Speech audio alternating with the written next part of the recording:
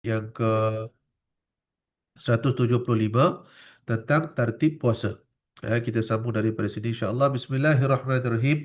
Faqala mu'alliful kitab qutbu da'wah wal irsyad wa ghawfil ibad wal bilad al habib Abdullah bin Alawi bin Muhammad al Haddad alaihi rahmatullah nafa'ana Allah bihi wa bi'ulumihi wa bi'ulumikum fid darain amin ya rabbal alamin. Anqal fi fasl. Setiap orang yang berpuasa mempunyai tata tertib. Tiada sempurna puasa itu tanpa tata tertibnya. Di antara tertibnya yang terpenting ialah memelihara lidah supaya tidak berdusta, mencaci orang, mencampuri urusan orang lain, mengekang mata dan telinga daripada mendengar atau melihat sesuatu yang tidak halal yang kira-kira dianggap tidak ada kena-mengena dengan dirinya. Seterusnya, hendaklah dia menahan perutnya dari menelan makanan yang haram atau yang syubhat, terutama sekali ketika waktu berbuka puasa. Wajib dia berusaha mencari yang halal menjadi makanan buka puasanya. Setengah para salaf berkata, jika anda berpuasa, perhatikanlah apa bendanya yang anda berbuka dan tempat siapa anda berbuka. Hal ini menganjurkan supaya kita berjaga-jaga dan mengambil berat terhadap makanan buka kita. Taib, jadi di sini di dalam kita berpuasa ada disebutkan dengan tata tertib. Dan pentingnya yakni untuk kita menjaga daripada tata tertib adalah supaya puasa kita sempurna di sisi Allah Subhanahu wa taala. Setiap perkara yang mempunyai tata tertib itu mendatangkan keberkahan daripada Allah Subhanahu wa taala. Bahkan sesuatu yang dijaga dengan tata tertib dapat mengizinkan kita untuk dapat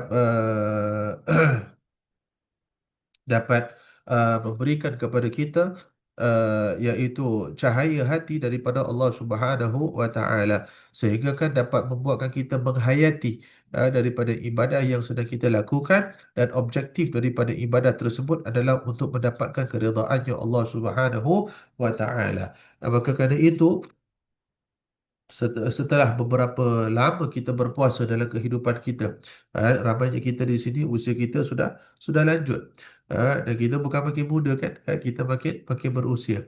Maka Ramadan, daripada satu Ramadan ke Ramadan yang lain, mungkin ada di antara kita di sini kita telah pun melalui ibadah puasa itu lebih daripada 20 tahun, subhanallah. Maka persoalannya adalah, selama 20 tahun kita berpuasa, apakah yang telah kita meraihkan daripada puasa?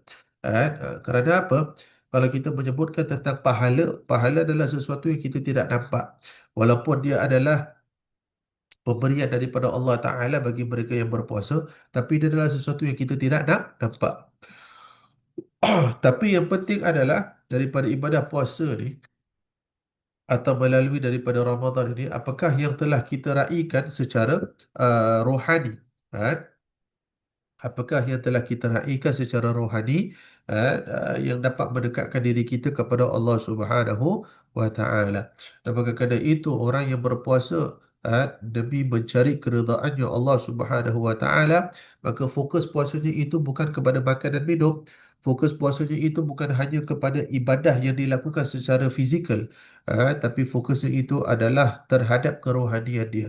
Bagaimana dia merasakan, bagaimana hatinya itu dicahayakan, bagaimana amal ibadah dia itu dapat membuatkan dia rasa bahawasanya keimanan dia itu adalah diangkat oleh Allah Subhanahu wa taala, dirinya didekatkan kepada Allah Subhanahu wa taala. Dan maka kerana itu mereka yang berpuasa demi mencari keridhaan Allah Subhanahu wa taala itu akan dijaga puasanya, akan dijaga ibadahnya itu, supaya dengan tertib daripada ibadah puasanya itu dapat didekatkan dirinya kepada keridhaan Allah Subhanahu wa taala.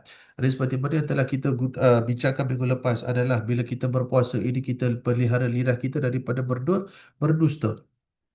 Bahkan dusta di sini bukan hanya kita berbohong, tetapi membohongi diri kita kepada Allah Subhanahu wa taala. Iaitu apa?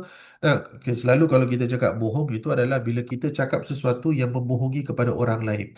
Tapi jarang ya kita bincangkan tentang pembohongan kita dengan Allah Subhanahu wa taala.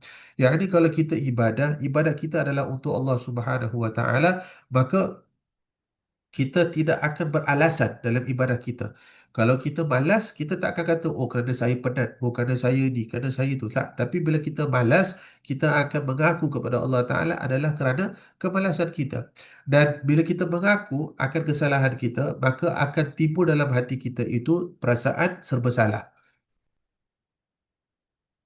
Dan perasaan serba salah inilah yang akan membantu kita untuk kita mengikhlaskan ibadah kita kepada Allah Subhanahu wa taala. Kalau kita buat salah dengan orang, kita mengaku kesalahan kita kepada orang, kan pasti ada serba salah, betul? Bila kita rasa serba salah, dia membantu kepada kita untuk kita ikhlas dalam kita memperbetulkan diri kita kepada orang itu, betul? Eh? Jadi kalau kita tak apa tu kita tidak jujur dengan Allah Subhanahu wa taala, dan maka kita akan kehidupan kita tu akan selamanya berterusan berterusan dalam apa? Dalam hanya memberi alasan. Oh, saya tak ibadah pasal saya inilah, oh, pasal saya itulah. Dia punya alasan dia itu banyak lebih daripada dia merasakan dirinya itu serba salah atas kelemahan dia ataupun atas kemalasan dia di dalam dia mengabdikan diri kepada Allah Subhanahu wa taala. Kerana apa? Kerana kita kalau benar-benar merasakan kenikmatan pengabdian kita kepada Allah, kita tidak akan beralasan. Bahkan sebabnya kita, contoh kita katakan sebabnya saya ni tak boleh nak ibadah dengan banyak kerana ada apa ni, ada uzur. Uzur di sini bukan uzur datang bulan ya, jangan salah faham. Tapi uzur di sini adalah yakni kerana kita apa tu kurang sihat dan sebagainya itu. Nah, bila seseorang ini kurang sihat, bila kita kurang sihat, tapi kita jujur dalam hati kita bila kita ibadah kepada Allah Subhanahu Wa Taala, di situ automatiknya Allah akan berikan kita kekuatan. Allah akan bagikan kita kekuatan. Macam kita bekerja. Bila kita bekerja, kita tahu kerja itu adalah satu kewajipan kita. Kita sakit macam mana sekalipun, kita takkan beralasan dalam sakit kita. Orang yang suka beralasan dalam sakit, oh itu maknanya dia membohongi dirinya. Dia bohong dirinya, satu, bohong kepada orang yang kedua. Jadi kalau orang yang malas bekerja, selalu kalau tak nak pergi kerja, dia akan bagi alasan. Oh, saya kena ambil MC pasal sakit ni lah, sakit tu lah dan sebagainya itu. Ada je dia punya alasan dia itu. Dan maka dengan itu, orang ini dia tidak jujur kepada pekerjaan dia itu. Bila tak jujur kepada pekerjaan, tak jujur kepada yalah senang kata tak jujur kepada pekerjaan, keberkahan dia itu akan hilang. Sama juga bila kita ibadah kepada Allah. Kalau malas, kita mengaku kemalasan kita kepada Allah. Jangan bohong. Jangan tu, oh pasal saya penat macam ini, saya penat macam itu, tu pasal saya tak boleh buat lah. Jangan kita beralasan. Kerana apa? Orang yang betul-betul tidak boleh melakukan sesuatu ibadah kerana sakitnya dan sebagainya itu, Allah Maha memahami, Allah tahu keadaan dia. Dan Allah tidak akan, bila Allah lihat keadaan seseorang hamba yang selama ini dia ibadah kepada Allah, sukanya ibadah kepada Allah, bila dia sakit, dia akan terasa serba salah kerana tidak dapat melaksanakan ibadah dia kepada Allah Ta'ala. Saya ulang, dia akan rasa serba salah. Dia akan sedih tau. Pasal apa? Kadang aku selama ini aku buat ni, aku dapat buat ni. Ni kali aku tak dapat buat, aku rasa sedih semacam. Macam maaf kata ya, kita tiap-tiap raya, kita pasti ada persediaan yang lain daripada lain. Pasti akan ada. Contohnya kita masak. Kalau kita luar Ramadan, kita masak sambal goreng, contohnya itu. Sambal goreng tu punya rasa. Maaf, saya tahu baru pukul 10 pagi dia cakap saya makan. Kan? Sambal goreng yang kita masak untuk hari raya dengan sambal goreng yang kita masak di luar bulan Ramadan, di luar musim raya, sama tak saya kata? Walaupun dia punya bahan-bahan dia sama, rasa dia pasti akan lain. Tu normal, betul tak? Kita makan rendang pagi raya dengan makan rendang bila kita makan kat kedai-kedai mana biasa, bulan-bulan biasa, sama tak rasa dia saya rasa? Saya tanya. Tak sama. Walaupun bahan dia sama, ramuan dia sama, tapi kerana perasaannya itu, niatnya itu berbeza, makanya itu terasa beza. Lontong yang kita makan sarapan pagi dengan lontong yang kita makan pada pagi raya sama tak rasanya? Mana boleh sama? Dia mesti ada kelainan dia itu. Padahal bila tanya tukang masak, apa benda yang letak dalam tu? Sama je benda itu sama. Tapi kerana niatnya itu, ini masak pasal hari raya. Jadi bila kita makan, terasa rayanya itu kat dalam. Orang makan sarapan pagi, makan lontong untuk sarapan pagi. Ada awak rasa macam hari raya? Tak ada. Padahal bahannya masak sesamanya itu. Cuma kerana apa? Niatnya masak. Sama juga di sini bila kita ibadah kepada Allah Subhanahu wa taala. Ibadah tu kalau semata-mata hanya ibadah begitu sahaja, dan maka tidak ada perasaannya itu. Tapi kalau ibadahnya itu adalah kerana saya nak dekatkan diri kepada Allah. Ini Ramadan. Saya nak dekatkan diri saya kepada Allah. Saya buat solat tarawih ni kerana dia Ramadan ni. Ramadan punya pasal saya nak tarawih. Ramadan punya pasal saya. Dan maka solat sunat tarawihnya itu terasa beza dengan solat sunat yang kita buat di luar bulan Ramadan. Dan maka dengan itu, bila kita dah terbiasa buat, tak maaf ya, bila kita dah terbiasa istiqamah dengan sesuatu ibadah, solat sunnah dan sebagainya. Tiap-tiap malam kita solat tarawih. Tiba-tiba ada satu hari itu kaki kita sakit. Kita mungkin kurang sihat. Nak solat seperti biasa terasa keberatannya itu. Nah, kita pada waktu itu kita dalam hati kita sakit. Tapi at the same time, tak adalah kita dalam hati itu selamat aku tak dapat buat aku tak payah ibadah. Tak ada. Tapi kita akan rasa bersalah. Kita akan rasa sedih tau, ya Allah, tiap-tiap malam aku boleh buat ibadah di malam macam mana susah sikit nak buat ibadah ni. Pasal apa? Kerana kesakitannya itu. Dan kerana ada serba salah dalam hati, kita tidak beralasan, nanti Allah akan gantikan dengan sesuatu. Allah gantikan dengan apa? Allah gantikan kita dengan kekuatan. Walaupun kita tak mampu nak lakukan, laksanakan seperti biasa, tapi kekuatan tu akan Allah berikan kepada kita, kekuatan tu luar biasa. Yang mana dengan kekuatan itu, kita dapat buat ibadah yang lain atau kita dapat meraihkan sesuatu yang lain yang kita pada waktu tu mungkin kita tak terfikir pun, aku akan dapat buat ibadah ini. Tak. Tapi kerana kita ada serba salah dalam hati kita, Allah akan berikan kekuatan kepada kita, dapat kita buat sesuatu ibadah yang lain atau mungkin ibadah yang sama. Mungkin ibadah yang sama, cuma di dalam otak kita tak rasa kita boleh buat. Tapi kerana ada serba salah, Allah sempurnakan bagi kita. Ataupun mungkin kita tahu secara fizikal kita tak dapat nak sempurnakan. Allah berikan kepada kita kekuatan di mana kita dapat buat ibadah yang lain yang pada hakikatnya kita sangka kita tak dapat buat ibadah tersebut. Faham di sini? Dan maka kerana itulah bila kita tidak beralasan, kita tidak berbohong dengan Allah Ta'ala. Kalau malas, cakap malas. Tak ada salahnya bila kita mengatakan aku malas ibadah. Tak ada salahnya. Yang salah tu dahlah malas, lepas tu beralasan. Itu salah. Kalau kita malas, dan memang sifat kita manusia, akan ada sifat malas itu. Tapi kita kata, Ya Allah, kenapa aku malas pada hari ini, Ya Allah? Kenapa boleh malas pada hari ini, Ya Allah? Kenapa ada sifat malas dan ibadah dia, Ya Allah? Dan kita cakap gitu, kita doa kepada Allah, Ya Allah, bantulah aku, Ya Allah. Kau gantikanlah malas ini dengan kerajinan untuk ibadah, Ya Allah. Kau gantikanlah sifat kemalasan ini dengan rajin untuk aku ibadah. Kita akan nanti lihat bagaimana Allah akan ubahkan keadaan kita. Kenapa? Jujurnya kita dengan Allah Subhanahu wa taala. Jadi kerana itu dalam bab ibadah, jangan kita bagi alasan. Contoh, hatta bagi alasan kerana belum sampai waktunya itu. Nantilah, bila ada masa baru aku pergilah. Bila tak penat baru aku pergilah. Kita akan selalu cakap macam itu tau. Bila tak penat baru kita nak buat. Bila tak penat baru kita tak buat. Itu kita tengok sampai bila-bila pun kita akan selalu penat. Dan kita akan selalu cakap, pasal penat lah, pasal aku penat lah, pasal aku penat lah. Jadi tak pernah kita kata, aku segar Alhamdulillah. Kali ini aku segar aku dapat buat. Tak ada. Maka dengan itu saya nak ingatkan bagi diri saya dan kepada semua. Dalam bab ibadah kepada Allah, kalau kita masih beralasan, maknanya apa? Kita masih belum berasa nikmat ibadah kepada Allah Ta'ala. Ada orang kalau nikmat ibadah kepada Allah, sakit macam mana sekalipun, dia akan minta kepada Allah, Ya Allah bagi aku kekuatan, Ya Allah, untuk apa? Untuk aku dapat laksanakan ibadah ini.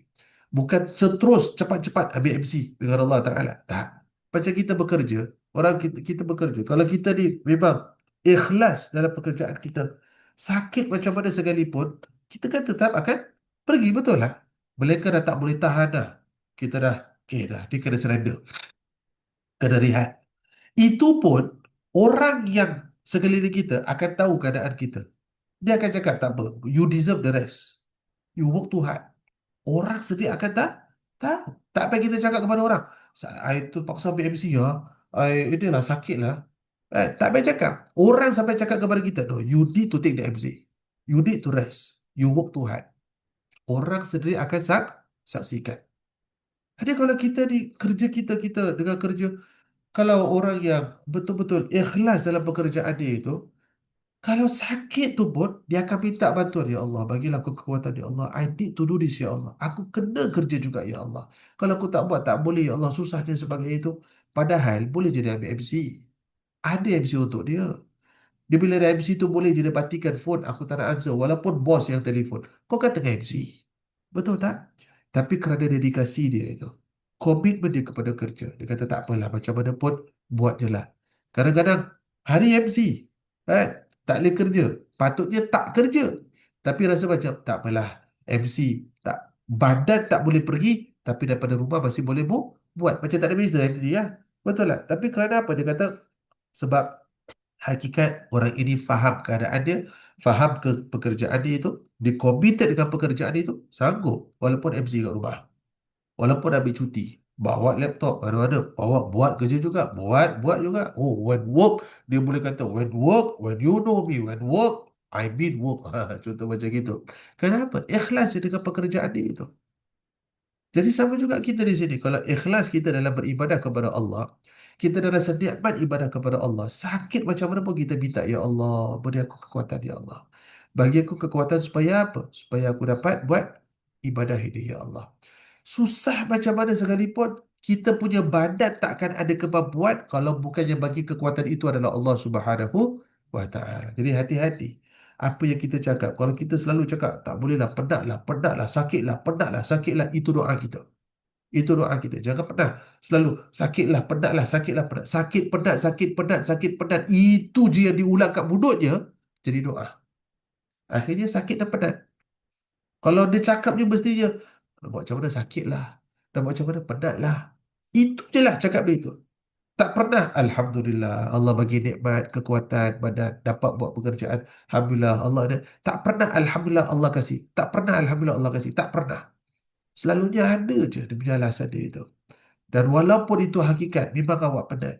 Tapi jangan semuanya, penatlah, sakitlah, penatlah, sakitlah. Jangan.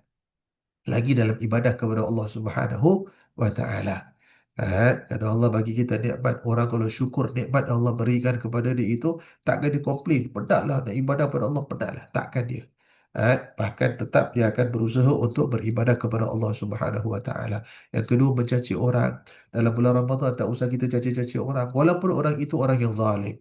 Saya ulangnya, walaupun orang itu orang yang zalim. Ini kan tengah berlaku banyaknya peperangan dan sebagainya itu. Dan kita bukan ahli politik, jangan pandai-pandai nak berbual politik. Faham? Kita bukan orang politik, kita bukan ahli politik, kita tak belajar politik. Jangan berbual macam seolah-olah kita ni graduate dengan politik. Faham? Eh, Bukan urusan kita. Kita nampak ada pemimpin negara zalim, ada pemimpin negara gini sebagainya itu. Nah, kita cakap macam mana sekalipun takkan ubah keadaan orang itu. Betul? Apa patut kita buat? Fokus ibadah kita kepada Allah Subhanahu wa Ta'ala.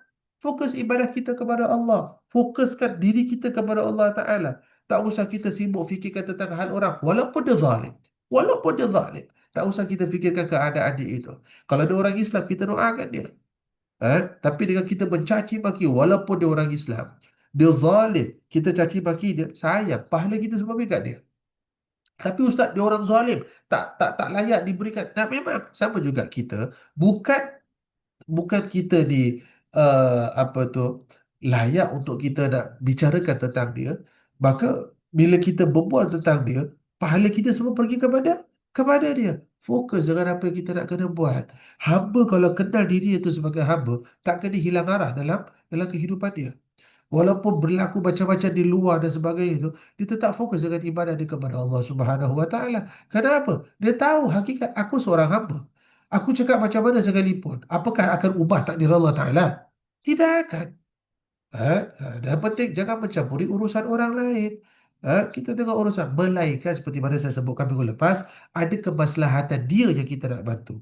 Kita cakap pasal dia pasal apa? Nampak dia susah.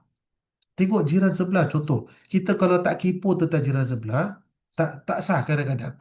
Kepo tentang jiran sebelah, prihatin kepada dia. Tak jadi masalah. Prihatin. Aku dah lama tak nampak dia. Selalu pagi-pagi mesti nampak dia siram pokok. Selalu nampak dia jemur kain. Ini dah lama tak nampak. Kan? Tak tahu juga apa khabar dia. Kita punya cakap, prihatin kita, nak tahu juga apa khabar dia. Jangan-jangan dia tak sihat tak? Kita pun nak ketuk pintu rumah dia, nak tanya macam gitu, dapat cekipo pula. Masak lebih lah nanti buka. Buka, masak lebih. Saya tak masak, okeylah pergi beli makan lah. Beli lebih sikit lah. Nanti nak buka, ketuk pintu rumah dia. Bila kita nampak dia, tanya, apa khabar? Sihat? Lama tak nampak sebagai itu. Nampak tak? Prihatin. Tak jadi masalah. Ini kadang mencampuri urusan orang lain. Bukan urusan kita pun. Dia aku tengok, asal Ramadan aja tukar kita. Asal nak raya je tukar kita. Dia kalau nak Ramadan aja, kalau Ramadan aja, mesti pakai langsir ni. Mesti dia rasa pakai. La ilaha illallah Muhammadur Rasulullah. Ada sebab ke? Ada sebab ke? Tak ada sebab kan? Maka dengan itu jangan mencampuri urusan orang lain. Dan ingat dia salah satu perkara yang akan efek kepada diri kita. Kita kalau sibuk dengan benda yang tak ada kena-mena dengan kita, maka Allah akan jadikan kehidupan kita ni, apa kita buat sebenarnya tak ada manfaat. Saya ulang Kalau kita sibuk dengan benda yang bukan urusan kita, Allah akan jadikan kehidupan kita, whatever that we have to deal with dalam kehidupan kita, sebenarnya tak ada manfaat. Hati-hati. Eh? Kalau kita suka cakap pasal tengok hal-hal yang tak manfaat, dengar benda yang tak manfaat, hatta kawan kerja kita. Kita duduk dengan member-member cakap, diorang cakap, kau tahu dia, apa dengan dia, aku dengar dia tu, tak tahulah, dia macam ada benda dengan bos lah, gini gitu. Ada ke benda tak ada kita? Tak ada. Walaupun kita, kau tahu tu kenapa dia naik pangkat? Dia naik pangkat pasal tu lah, dia dengan bos, ada lah, gini gitu dan sebagainya. Tak ada kena-mengena dengan kita. Kita masuk campur urusan orang, kita kipu tentang benda orang. Eh? Kata Nabi SAW, min husnil Islam al-bar'u min husnil Islam al-bar'u tarkuhu la ya'nihi. Sebaik-baiknya keislaman seseorang adalah dia tinggalkan hal-hal yang tidak ada manfaat bagi dirinya. Atau pernah saya kisahkan bila Imam Ahmad bin Hanbal, Imam Ahmad bin Hanbal bertanya kepada Imam Syafi'i. Ahmad bin Hanbal ni anak murid Imam Syafi'i. Ahmad bin Hanbal tanya kepada Imam Syafi'i, Imam Syafi'i, usia kau berapa? Kata Imam Syafi'i, mind your own business. Terus terang Imam Syafi'i kata. Tapi cakapnya Imam Syafi'i itu bukan untuk mengherdik kepada Imam Ahmad bin Hanbal. Tapi untuk tarbiyah, untuk takdib, untuk mengajarkan. Bukan urusan kamu. Bukan urusan kamu. Tapi kita tak boleh apply itu benda kalau tak kena pada tempat dia tau. Faham tak di sini? Kalau orang Kalau kita, contohlah, nak tahu orang ni usia dia berapa, supaya kita dapat terima dia dalam pekerjaan. Kita dapat berikan apa yang berhak untuk dirinya kerana umurnya dan sebagainya. Okey, tak jadi masalah. Betul tak? Kan? Tapi kalau kita, contohlah, orang ni nak apply kerja. Kita nak tahu usia dia, kerana mungkin tempat kerja tu apa tu, nak employ seseorang, itu harus of certain age. Itu kita pun tanya kepada dia lah, how old are you lah? Orang tu kita atau dia tanya kita kan, kita yang apply kerja tu kan. Orang tu tanya kita lah, how old are you? Kita dah, you mind your own business kan? Important is it my age for you? Oh, tu tak boleh tu, confirm tak dapat kerja tu. Ha? Itu confirm tak dapat kerja je itu. Tapi kalau tak ada sebab untuk kita tanya, maka jangan tanya. Ada benda yang tak perlu. Contoh kita tanya gaji orang. Buat apa kita tanya gaji orang? Penting bagi kita. Tak kena tahu berapa gaji dia. Kau kerja apa? Aku kerja polis lah. Oh, polis lah. Kau sekarang gaji berapa sekarang polis? Uh, Indirectly kita sebenarnya nak tanya kepada dia. Gaji dia tu berapa? Penting Faham tak di sini? Tak penting Betul tak? Hatta bicarakan tentang hal rumah tangga orang. Tak penting. Kita hanya berbual buat apa. Faham di sini? Tak ada penting itu. Nak pakai jangan cakap apa-apa. Diam-diam sudah. Eh? Kalaupun kita dapat contoh jiran. Jiran itu. Dah lama tak dapat isteri dia tu. Tak apa khabar isteri dia itu. Itu dah kepo tahap pertama tau. Kepo tahap pertama. Kita jumpa pula dengan jiran kita. Tanya dia, apa khabar? Isteri awak apa khabar? Lama tak nampak. La haula wa la quwata illa billah. Isteri orang ni. Faham tak? Kalaupun hakikat mungkin dia dengan isteri dia sudah tidak bersama lagi. Apakah menjadi urusan kita untuk tahu? Hatta mungkin ulama mengajarkan kita Ulama sampai mengajarkan kepada kita sebegini sekali ya. Jiran awak, ya awak tahu ni suami isteri contoh. Kalau kelamaan tengok, dah tak nampak isteri dia, dah tak nampak pasangan dia lagi, dah tak nampak. Awak nampak kat luar, di pasangan dia lalu jalan dengan orang lain dan sebagainya itu. Hatta diajarkan kepada kita, sangka baik, kemungkinan mereka sudah tidak bersama lagi, sudah mendapat pasangan baru, dah sudah. Okey Ustaz, ni bersama Ustaz, masih bersama Ustaz. Saya nampak tu macam dan sebagainya. Oh macam mana ni Ustaz dan sebagainya itu. Bukan urusan kita. Diam-diam sudah. Tapi Ustaz, saya semua salah lah. Saya tetap nak kena beritahu kepada dan sebagainya itu. Nah, kalaupun kita rasa ada keperluan untuk kita sampaikan, fikir dahulu. Pertama, kalau aku sampaikan ini, apa agaknya berlaku? Faham tak? Tapi Ustaz, saya tak boleh Ustaz. Saya macam mana pun, saya sayang kepada dia Ustaz. Saya tak sanggup nak tengok dia macam itu. Faham, faham. Nah, mana lebih baik? Awak sampaikan, lepas tu pun dah ranah dan sebagainya, ataupun biar pasangan itu dia dapat tahu sendiri dan biarlah benda tu berlaku secara fitrahnya itu. Faham kan? Kerana apa? Walaupun kita rasa macam itu. Habis Ustaz, sekarang saya ni macam mana Ustaz? Sekarang okey, Ustaz cakap dengan saya tak patut dikepo dan sebagainya itu. Keadaan saya ni macam mana Ustaz? Saya tak boleh simpan rahsia. Dan memang perangai kau tak boleh simpan rahsia lah contoh. Tapi saya tak boleh Ustaz. Saya rasa sedih dan sebagainya itu. Gantikan perasaan itu dengan doa untuk orang tersebut. Ya Allah, kau bantulah hamba-Mu ni ya Allah. Kau tenangkanlah hati dia ya Allah. Bantulah dia ya Allah. Hatta orang yang lebih baik akan doakan. Ya Allah, apa yang aku nampak ya Allah, kau ampunkan dosa dia. Kau balikkan dia ke jalan hidayah. Kau balikkan dia dengan pasangan dia. Kau jadikan rumah tangga mereka harmoni. Kau pelihara rumah tangga mereka, ya Allah. Nampak? Kalau kita nak jadi orang lebih baik, doakan sebegitu. Awak ternampak contoh kat luar. Jalan berdua-duaan. Astaghfirullahaladzim. Macam mana ni Ya Allah. Dan sebagainya itu. Mungkin orang tu dia perasan awak. Atau dia tak perasan awak. Tak jadi masalah. Pokoknya, kadang awak lihat, ya Allah, astaghfirullahaladzim, astaghfirullahaladzim. Nah, things will not be the same anymore after that. Tapi at the same time awak tak nak orang kata istilah jaga ke tepi kain kain orang. Awak pada waktu tu dilema. Bilang ke tak nak bilang? Bilang ke tak nak bilang? Bilang ke tak nak bilang? Taib. Ada kala awak kata nak kena bilang juga. Peduli, biar. Biar dia dapat tahu laki dia macam gini, gini, gini. Mungkin kita tengok dia ni baik orang dia. Yang kita kenal kawan ni baik orang dia. Tak, tak apa tu tak layak dapat pasangan macam gini. Tak layak masa biar dia dapat tu biar dia cerai dan sebagainya. La, ini gangguan syaitan. Tapi kalau kita nak jadi orang baik, kita dapat dia buat maksiat. Kita dapat dia buat benda tu salah. Tapi kita cakap, ya Allah, dia Allah nak Allah tunjukkan kepada kita, tapi pokoknya bukan urusan aku. Aku pun tak nak pecahkan rumah tangga orang. Aku tak nak jadi sebab mereka bergaduh sebagai itu. Kita doa pada Allah. Ya Allah, apa yang aku nampak, Ya Allah. Ya Allah, kepada hamba yang tadi aku nampak, kau ampunkanlah dosa dia, Ya Allah. Kau berikan dia kesedaran, Ya Allah. Kau balikkan dia ke jalan yang benar, Ya Allah. Sebegitu keadaannya. Maka ini pun termasuk sunnah. Kita tidak mencampuri urusan orang lain. Kerana dalam Al-Quran Allah Ta'ala perintahkan. Wala tajassasu. Jangan mengintip. Jangan mengintip.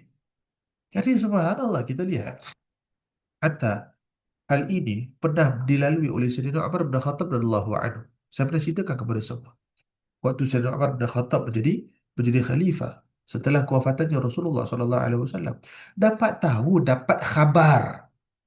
khabar rumah orang ini tiap-tiap malam ada pesta maksiat dalam rumah dia. Ada pesta maksiat dalam rumah dia. Ada mabuk-mabuk, ada perempuan sebagainya itu. Dapat khabar.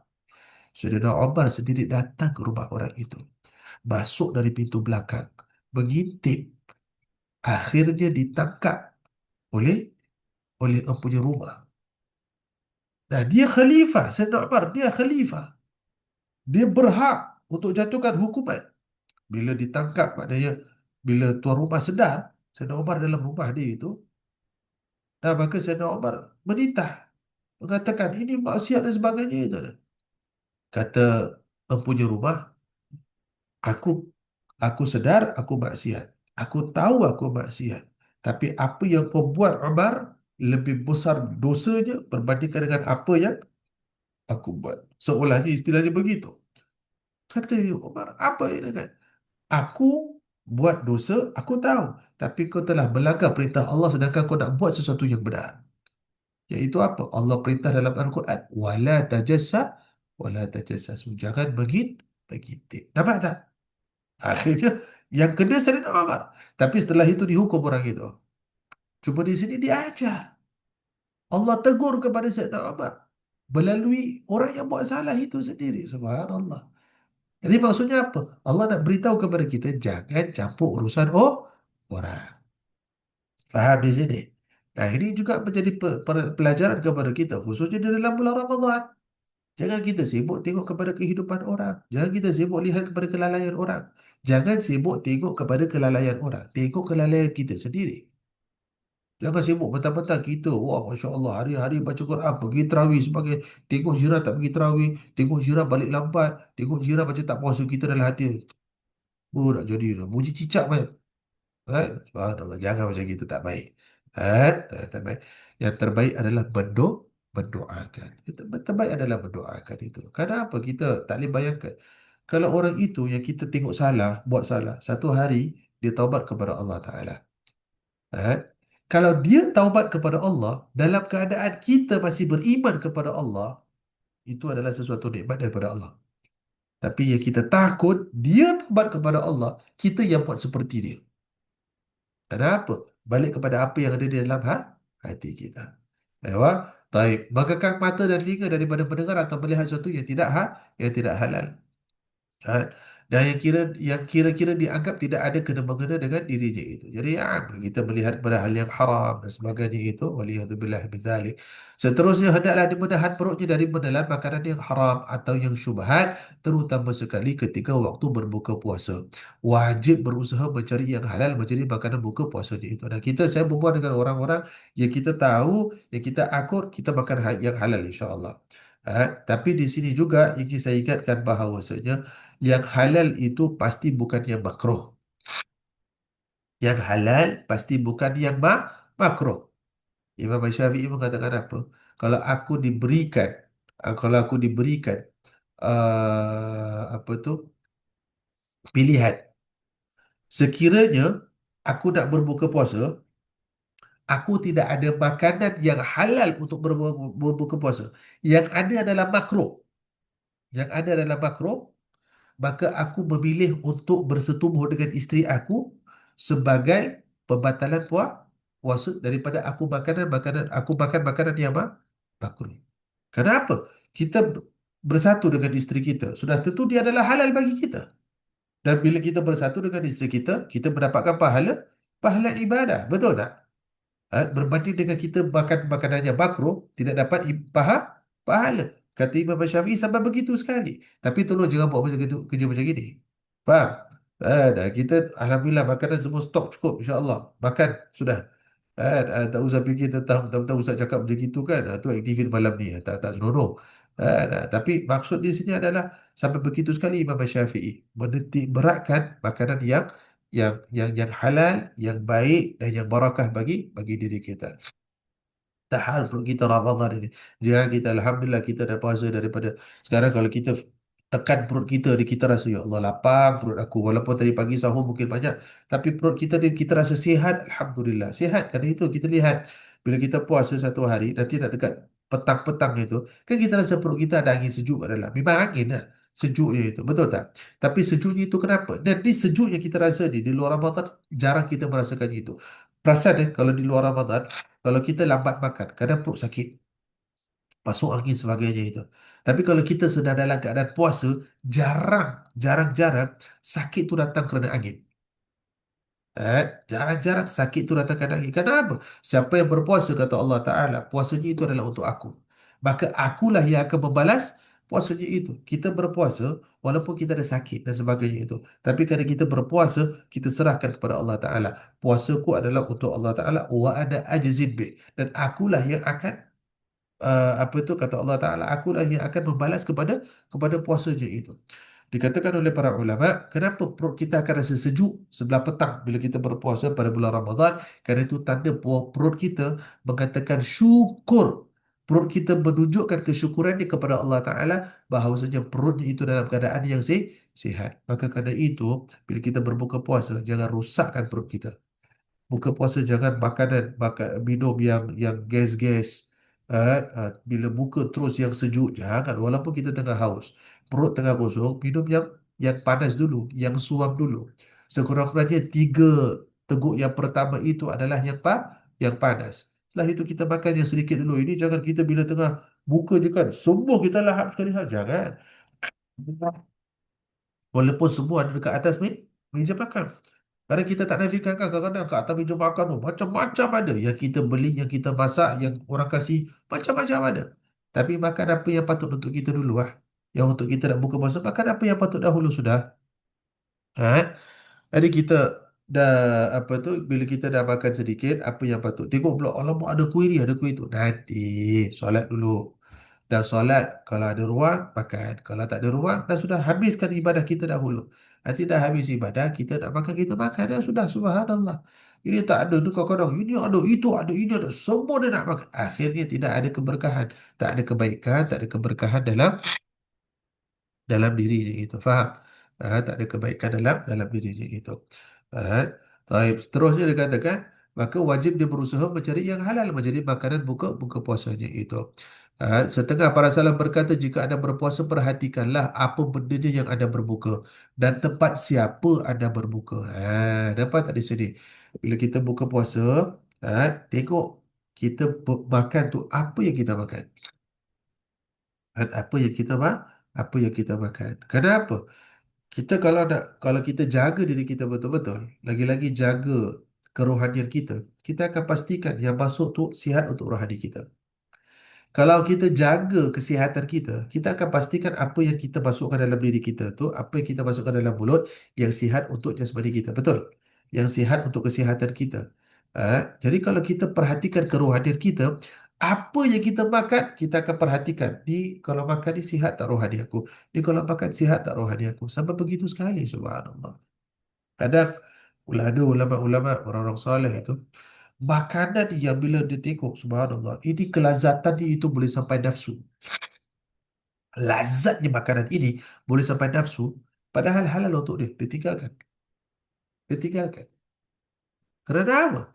Dia tahu ni kalau aku makan, nafsu dia activated. Nafsu activated tak boleh berhenti. Makan, makan, makan, makan. Walaupun dah sampai ke puncak tau. Tak cukup. Makan, makan, makan. Kerana itu dalam segala hal, apa kita patut buat? Bersederhana. Kadang kita suka sesuatu. Kita suka contoh makan kuih tart. Eh, Orang ni buat kuih tart sedap. Kita pun, sedapnya. Jual tak? Boleh kalau kau nak. Aku buatkanlah. Nanti kau kasihlah berapa yang kau mampu. Oh, ya ke? Okeylah. Kita pun cakap ada. Sedaplah kuih tart kau. Aku beli 2 boleh tak daripada kau? 2. Yang macam mana? Yang sama macam gini. Okeylah, boleh. Tak masalah. Okey. Ini kalau ikut nafsu. Kuih tart kau sedap lah. Boleh tak? Aku request dengan kau. Tapi ni aku bayar tau. Aku bayar. Apa dia? Kau jangan ambil order kuih tart daripada orang lain. Kau tiap-tiap Ramadan kau buat kuih apa? Tak banyak lah, 100 botol, 150 botol. Tak banyak tau, 100 botol, 150 botol. Okey, tahun ni aku dah cakap kau. 150 kau buatkan aku seorang aja. 150 botol untuk dia seorang. Kalau dia kata untuk dia seorang, nak bagi-bagi kepada adik-beradik. Nak bagi-bagi kepada asnaf zakat. Nak bagi-bagi kepada orang susah. Khair, khalas. Silakan. Tahun ni aku nak sign kontrak dengan kau boleh tak? Kuih tak kau sedap lah.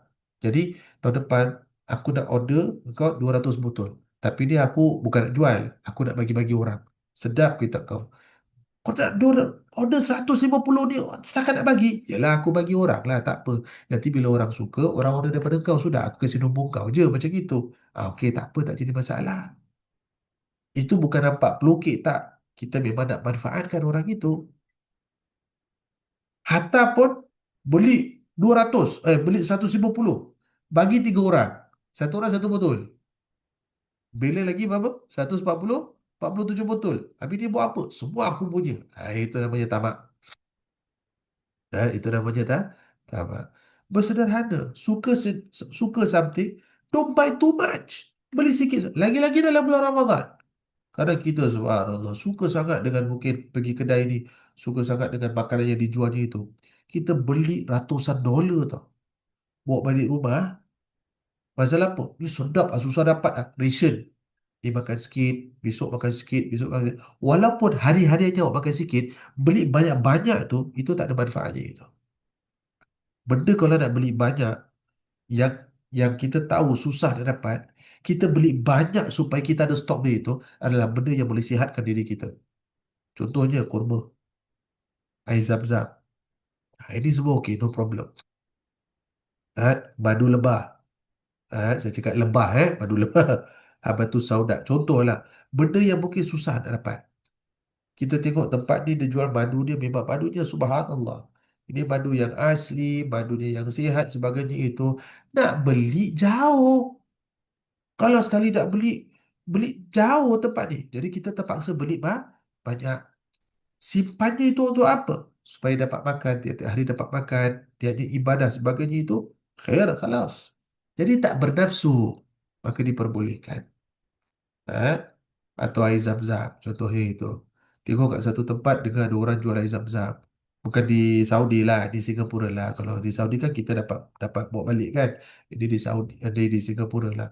Ada tempat dia jual air zam-zam. Harganya agak berpatutan, Alhamdulillah. Cuma dia kata dia tak banyak stok lah. Kita pun fikir, ya Allah, aku nak selalu pergi kat kedai dia pun tak mampu nak pergi kan. Sekali kita beli mungkin 5-6 botol dan sebagainya itu. Bawa balik. Kan nampak macam nak sambut raya kan. Beli 5-6 botol kat rumah itu kan. Orang pergi umrah pun tak sampai 5-6 botol kan. Kita 5-6 botol kita beli sekali itu. Tapi untuk apa? Hari-hari aku minum. Hari-hari aku minum. Bila orang datang, aku kasih dia minum sikit sebagainya itu. Ada orang sakit, kita kasih dia sikit sebagai itu. Nah, itu tak jadi masalah. Ini mentang-mentang dia suka keripik pisang itu kan. Ya Allah. Kena orang yang kasar, main kasar punya kan. Dia beli satu gudang kan. Dengan gudang-gudang sekali dia beli. Itu dah melampau tu nama dia tu. Faham? Jadi apa yang saya sampaikan adalah sederhana. Jangan pasal kita suka sesuatu je. Contoh kita pergi bazar. Suka sangat dengan apa? Yang tengah viral tu lah. Apa? Kiselo tu benda tu kan. Suka sangat dengan benda tu. Wah, beli sampai 40-50 sekali beli. Buat apa simpan dalam fridge? Jadi bila nak makan keluarkan. Setiap hari buka makan. Pagi sahur makan, malam kena makan. Eksesif. Tak ada perlunya kita untuk buat macam itu. Tak perlunya itu. Baik. Jadi hati-hati apa yang kita berbuka dan yang paling penting tempat siapa anda berbuka. Ustaz, apa maksud tempat siapa anda berbuka? Kalau kita berbuka di tempat yang orang tidak berpuasa di situ. Saya ulang. Kita berbuka di tempat yang orang yang tidak berpuasa di situ. Maka yang kita takut adalah makanan itu tidak ada keberkahan. Apatah lagi yang jual makanan itu tidak berpuasa. Hati-hati ya. Ini dia halus. Imam Al-Haddad dia pergi mendalam lagi. Kenapa? Tempat siapa anda berbuka? Contoh, awak berbuka di tempat dijemput oleh orang ini. Mari datang tempat kita. Kita nak kasih apa tu? Aku nak jamu orang berbuka puasa. Eh? Eh? Tapi maaf kata, yang menjamu berbuka puasa, dia itu tidak berpuasa, bahkan dia apa tu dia itu banyak bermaksiat kepada Allah Subhanahu Wa Taala dan dia nak kasih kepada kita makan itu. Walaupun dia kasih kita makan dan insya-Allah dia dapat pahala, dapat hidayah daripada Allah. Tapi salah satu yang ditakuti oleh orang-orang soleh adalah makanan dia itu tidak akan datangkan keberkahan kepada kita. Faham di sini? Jadi tempat itu pun paling penting. Apatah lagi pergi ke tempat yang mana kita membazir duit, membazir makan, solatnya tinggal, solatnya lewat, lebih teruk daripada tu. Eh, tak salah kalau kita nak buka puasa di tempat-tempat tertentu. Makan buffet. Makanlah semua macam nak makan, makan silakan itu. Tapi satu yang saya nak ingatkan. Solat maghrib berjemaahnya mana? Solat tarawihnya mana? Kadang buka di tempat itu, buka. Masjid dah habis solat Isyak, dia masih tengah makan. Kau buka apa tu? Masjid dah mula tarawih tau. Boleh dengar lagi. Salatul tarawih, athabakumullah. Dia masih kat situ. Nak ambil apa? Bread pudding ke? Nak ambil kuih lopis ke? Nak... Faham lah faham. Saya tak cakap mana-mana tempat tau. Saya cakap di mana-mana tempat yang ada macam itu. Faham? Jadi walaupun bukunya di sini, wah sebagainya itu. Kita nak buka kat mana pun, silakan. Prioritize waktu solat. Prioritize waktu solat tarawih. Prioritize. Tapi Ustaz, saya balik baru saya tarawih lah. Dan sebagainya itu. Kita jangan terjebak dengan panggilan nafsu. Kenapa? For the fact that kita nak makan kat situ, kita dah buka puasa, solat maghrib pun solat bersendirian, lepas tu tarawihnya pukul berapa, tarawihnya kadang-kadang balik tidak buat dan sebagainya itu. Akhirnya macam kita saja je lah. Satu hari suntuk puasa, penat-penat puasa, malamnya rosak macam gitu je. Ustaz mana dah rosak Ustaz? Saya puasa. Memang awak solat maghrib, awak solat isyak mungkin lewat di rumah. Tapi bila maksud saya itu rosak itu adalah awak dah tidak menghormati daripada kemuliaan malam tersebut. Faham di sini?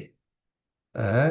Jadi kerana itu, setiap kali bila kita masuk bulan Ramadan, kita apa tu kita menjalani bulan Ramadan, apa perubahan yang ada dalam kehidupan kita? Kerana makin kita melalui setiap hari dalam Ramadan ini, yang yang semarak dalam diri kita itu adalah apa? Kemanisan, kenikmatan bersama dengan Allah Ta'ala. Sesuai dengan firman baginda Nabi SAW, bagi orang berpuasa itu akan ada dua kegembiraan. Yang pertama kegembiraan bila dia berbuka puasa, yang kedua kegembiraan bila dia bertemu dengan Tuhan dia. Kita bila buka puasa, happy kan? Tak pernah bila kita tengok makanan tu tengah nak time buka puasa tu, kita benci tengok makanan itu. Tak ada. There's that happiness there. Kerana tu kegembiraan yang letakkan Allah Ta'ala. Dan yang kedua, kegembiraan bila kita bertemu dengan Tuhan kita.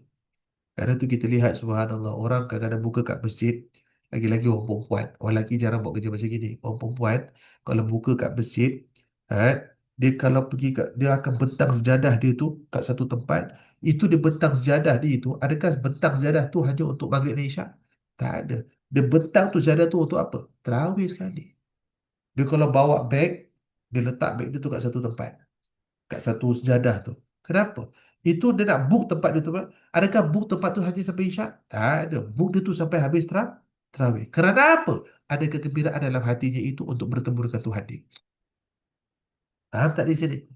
Jadi kalau kita satu hari puasa, lepas tu malam ada jemputan iftar, jemputan itu, iftar itu, wah, sampai habis pukul 9, sampai pukul 10, tak habis-habis iftar dia itu. Sampai pukul 9, makan. Lepas tu sambung makan lagi, makan lagi. Jadi, di mana kegembiraannya untuk bertemu dengan Allah Ta'ala? Atau jumpa kawan buka puasa di luar. Okey, tak jadi masalah. Tak ada yang mempertikaikan itu. Lepas buka puasa, jalan-jalan lah, rounding-rounding lah. Terawih kau mana? Oh tak, kita tak pergi terawih lah. Kita nanti balik baru pergi balik baru kita terawih. Kenapa? Apa masalah? Bukan masalah tadi. Yalah, dah jumpa kawan kan, members kan, takkan pergi terawih. Pergi jelah kan, pergi bazar. Dah jalan kat bazar sebagainya itulah. Mana otak kau? Maaf saya sebut, maaf kalau agak kasar ni. Mana akal yang Allah kasih tu? Kalau kau faham ni sekarang bulan apa, kau faham waktu ni adalah waktu untuk manfaatkan dengan apa, kau gunakan untuk hal-hal yang tidak bermanfaat. Di mana kau letakkan? Where you put your mind? Where you put your brain? Subhanallah. Eh? Jadi, tempat di mana kita buka puasa itu penting. Nak buka dengan kawan-kawan kat luar, silakan. Nak buka dengan members kat luar, silakan. Nak buka dengan ahli keluarga kat luar, silakan. Utamakan solat maghrib itu berjemaah, utamakan solat isyak dan solat tarawih itu pada waktunya. Utamakan. Walaupun hal ini, alah, setahun sekali je lah, setahun sekali je lah. Kadang-kadang kita suka bagi alasan itu. Maaf ya, lagi-lagi kalau kita berbuka dengan family. Kadang kita berbuka dengan family, semua kumpul. Alhamdulillah, kita jemput semua orang. Datang rumah aku nak jamu buka puasa.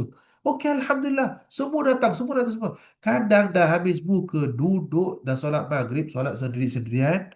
Lepas tu duduk, sambung makan, sambung berbual, buka TV, balik. Buat buka puasa tau. Buat iftar tau. Dah makan semua, balik.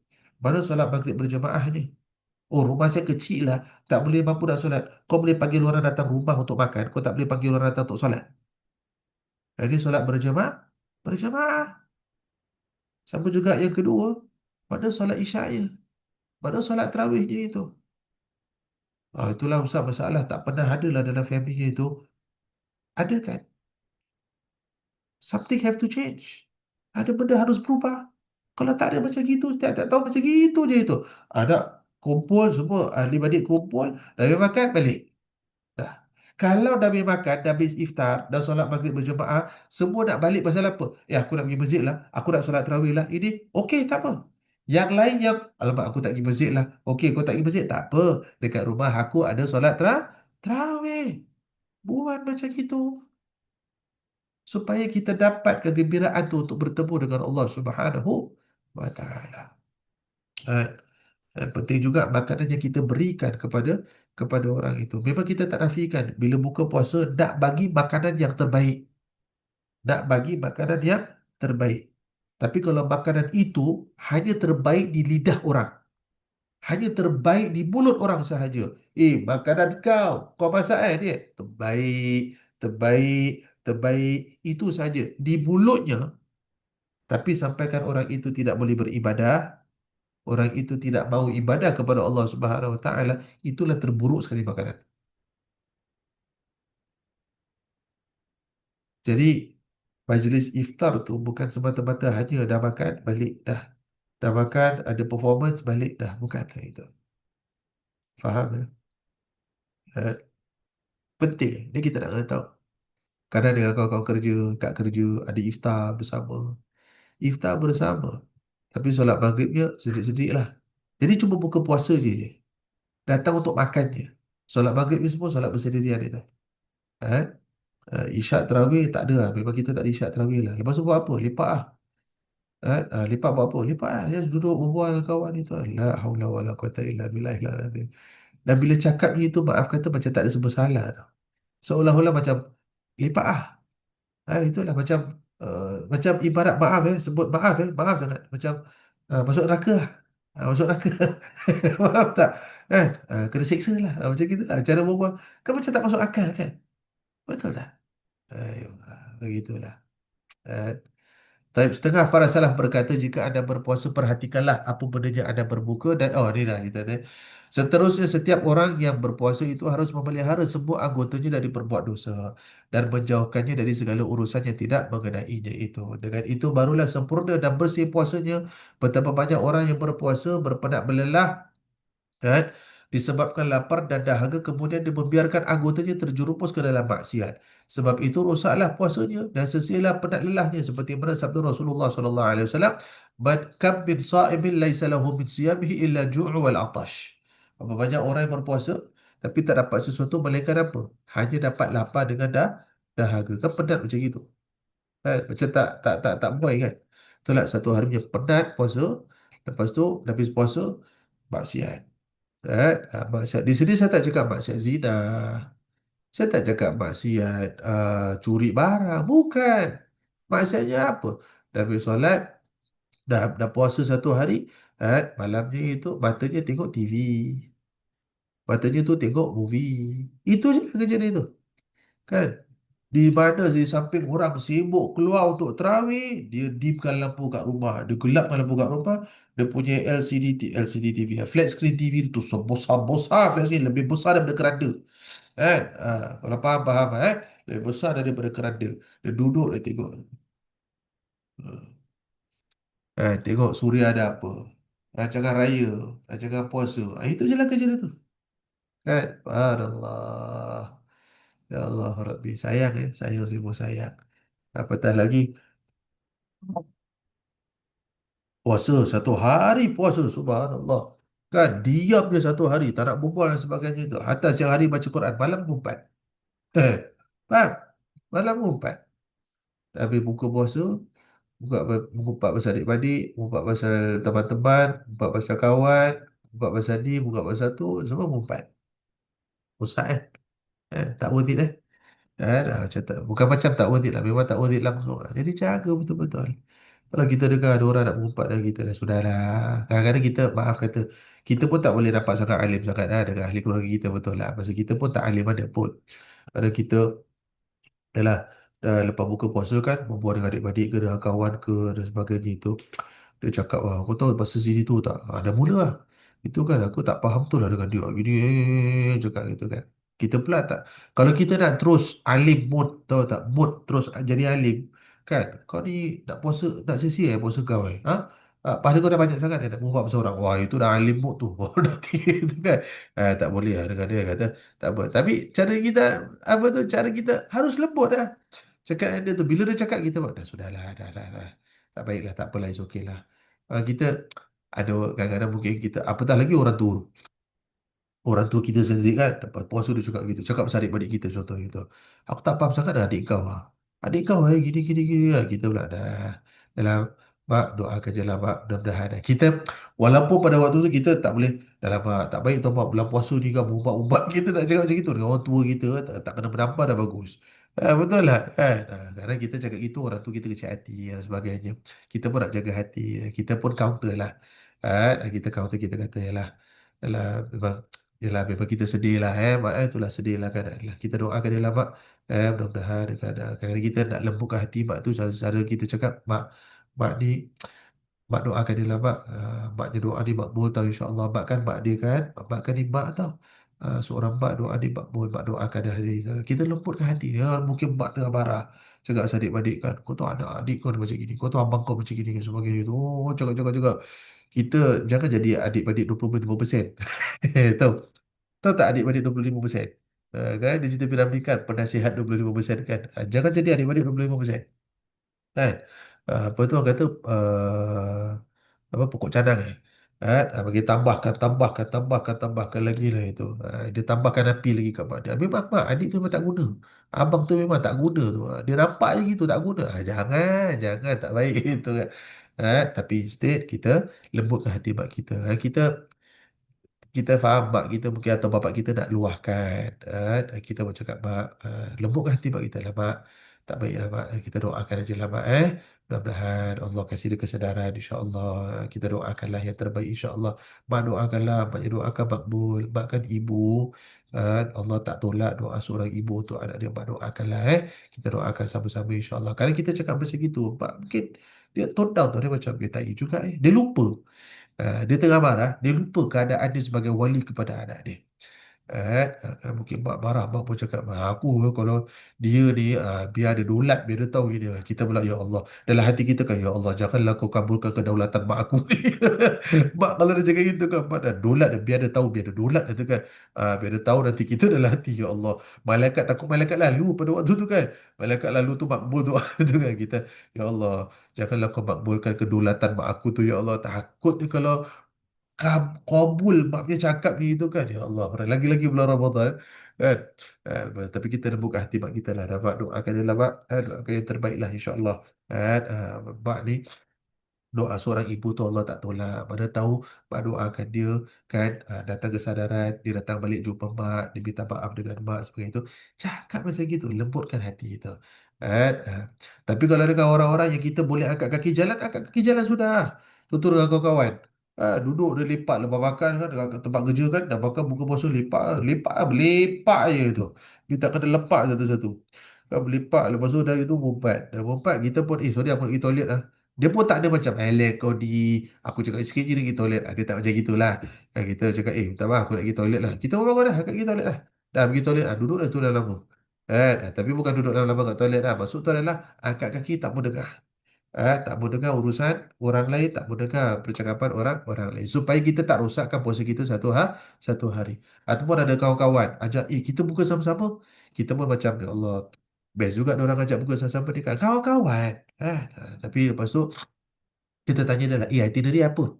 Itinerary kita buka puasa lah. Lepas tu nanti kita pergi bazar. Dah bazar, lepas tu nanti kita sambung makan dinner. Aku nak, itu cabutan bertuah tu, important tu. Ni tak ada kena dengan yang hidup atau yang mati lah. Baik, tu. Cabutan bertuah tu important tu. Aku nak pergilah. Itu. Lepas tu kita pun macam Kau nak pergi terawih tak? Apalah kau ni terawih-terawih. Tak adalah kita dah macam gitu kan. Kita pun kata, okey lah, aku tak boleh confirm lah, tapi aku update engkau nanti lah, insyaAllah. Kita cakap macam kita lah. Kodok-kodok dia. Tapi kita pun macam tak nak tolak permintaannya itu pasal orang nak buka puasa sama-sama kan. Kita pun aku suruh minta maaf, aku boleh buka je, lepas tu aku nak kena gerak ada family event aku boleh jumpa buka je. Jadi macam ustaz kasih tip gitu ya, macam mana nak elak eh. Contohlah, contoh kalau let's say kawan-kawan nak tarawih, kita pun kita pun lah, ustaz saya ni bukan ahli mana pun ustaz kan. Saya pun bukan ahli mana pun, tapi nak tolak macam tak sedap kan. Okey lah, dah buka dengan orang buka lah.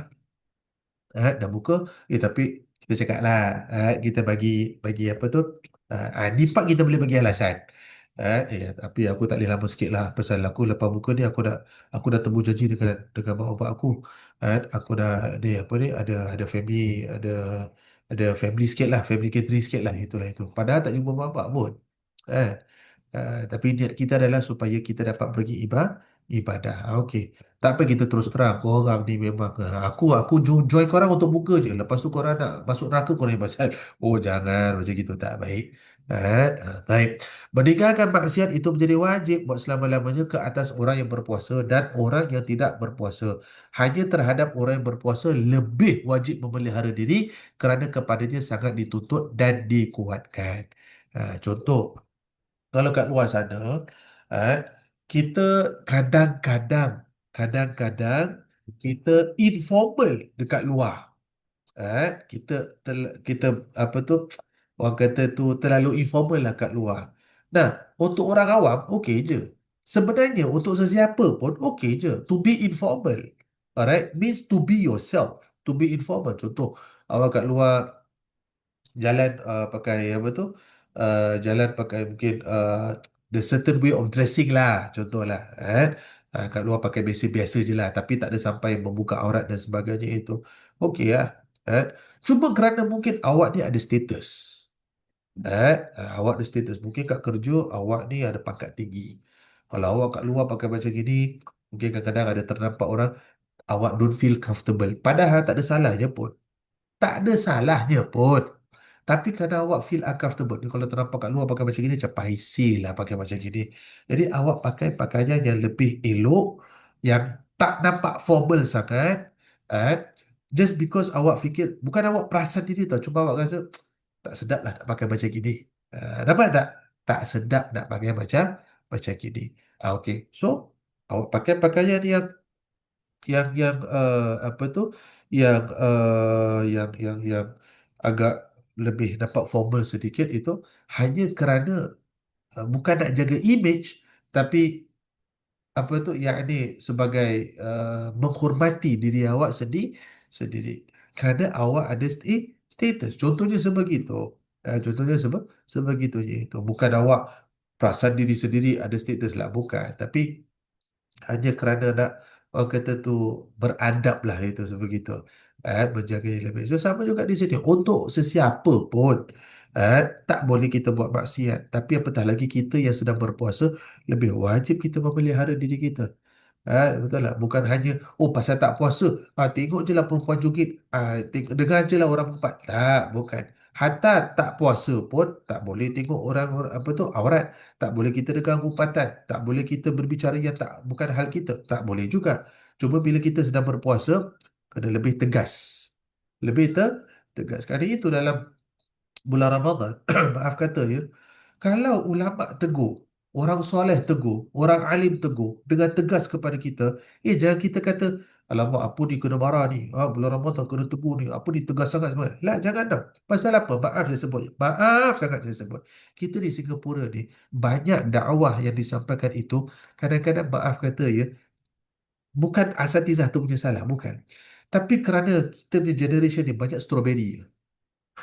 Sorry banyak strawberry. Orang tak boleh kena cakap sikit. Orang tak boleh kena rasa apa tu? Rasa macam kena kena kena perli sikit, tak boleh. Padahal cakapnya tu di radio tau. Cakapnya tu di atas mimbar tau. Dia terasa sikit, dia sendiri terasa sikit. Akhirnya jadikan satu isu. Di sini orang kalau sedar diri, Kita kalau pergi khutbah, pergi ceramah, pergi tazkirah, pergi atau hatta tengah tunggu buka, tengah dengar kat radio, dengar penyampaian itu. Penyampaian itu bila kita dengar, ya Allah terkena pada batang hidung sendiri. Ya Allah, aku tak sangka aku macam gini Ya Allah, aku tak sangka. Ya Allah, aku tak sangka aku dah durhaka dengan mak aku. Ya Allah, aku tak sangka aku dah gini. Kita pun egoistik. Egoistik. Kita kata apa? Ini benda sensitif. Tak boleh sampaikan macam gini. Sepatutnya sampaikan gini, sebagai itu. Akhirnya tulis surat. Sekarang orang tak tulis surat. Hantar email kepada pihak-pihak tertentu. Supaya apa? Selidiki orang ni apa dia cakap gitu. Dia patut tak boleh cakap macam gini tau. Dia kata cakap, sekarang berlaku benda macam gini. Strawberry. Dan tapi dia bukan strawberry lah. Dia dah strawberry dah jadi jam. Strawberry dah otak dan jam. Dia tak tahu lagi macam mana nak fikir. Jadi mencarut banyak. Kerana apa? Hanya memikirkan tentang ego dia sendiri. Eh? Akhirnya tak boleh kena kepada teguran. Jadi kerana itu kadang-kadang orang alim, orang-orang soleh kita, kalau yang datang kepadanya, maaf ya, kalau kita berhadapan dengan orang soleh, kita datang dalam keadaan diri kita ni memang macam ginilah. Kita tak berpura-pura tau. Ada orang soleh datang, wah bukan main dengan sarban, dengan shawl, dengan niqab sebagai. Tak payah. Kita tahu kita tak soleh. Kita tahu kita bukan orang alim.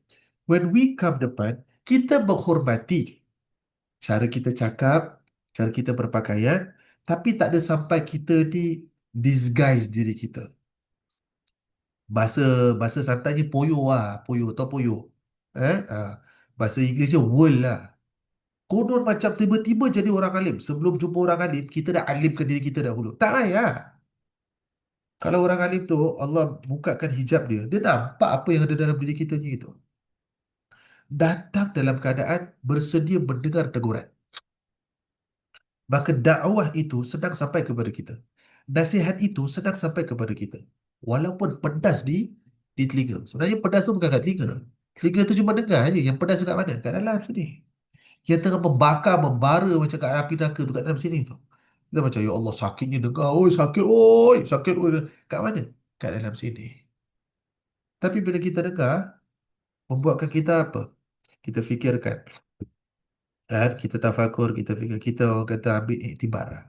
Ya Allah, aku tak sangka aku teruk macam gini ya. Bila disampaikan kat radio, kita dengar, ya Allah, tak sangka, ya Allah, rupanya aku macam gini sebagai itu. Eh? Maka di situ hati kita akan dicahayakan Allah Subhanahu Wa Taala.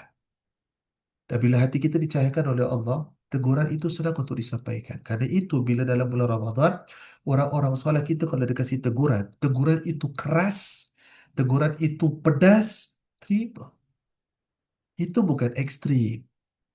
Faham? Bila orang soleh kita tegur kita, kau jangan suka tidur malam banyak-banyak. Bulan puasa ni jangan kau suka tidur malam banyak-banyak. Rajin bangun malam. Jangan kita anggap macam, dia ni. Tegur aku macam nak, you are disrupting my comfort zone. Macam gitu kan. Betul tak? Akhirnya kita anggap macam apa? Ini sengaja nak pilih aku ni. Bukan perli dan memang keadaan kau macam gitu. Memang kau malas tak bangun malam. Terima hakikat bila ditegur, bila dia kata kau jangan suka tidur malam banyak-banyak. Maknanya apa? Teguran daripada orang soleh.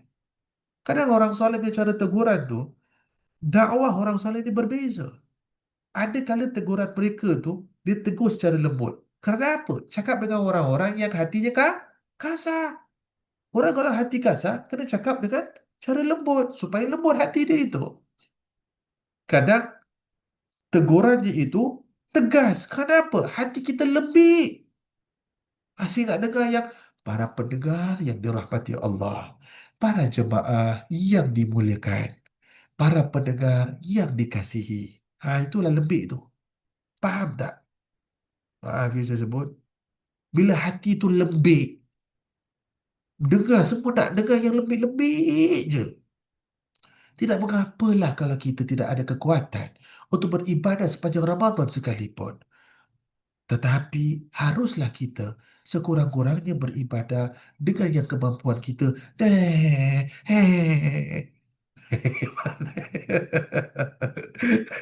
Nanti pukul 6.40, pukul 7 dengar radio jangan ketawa sendiri.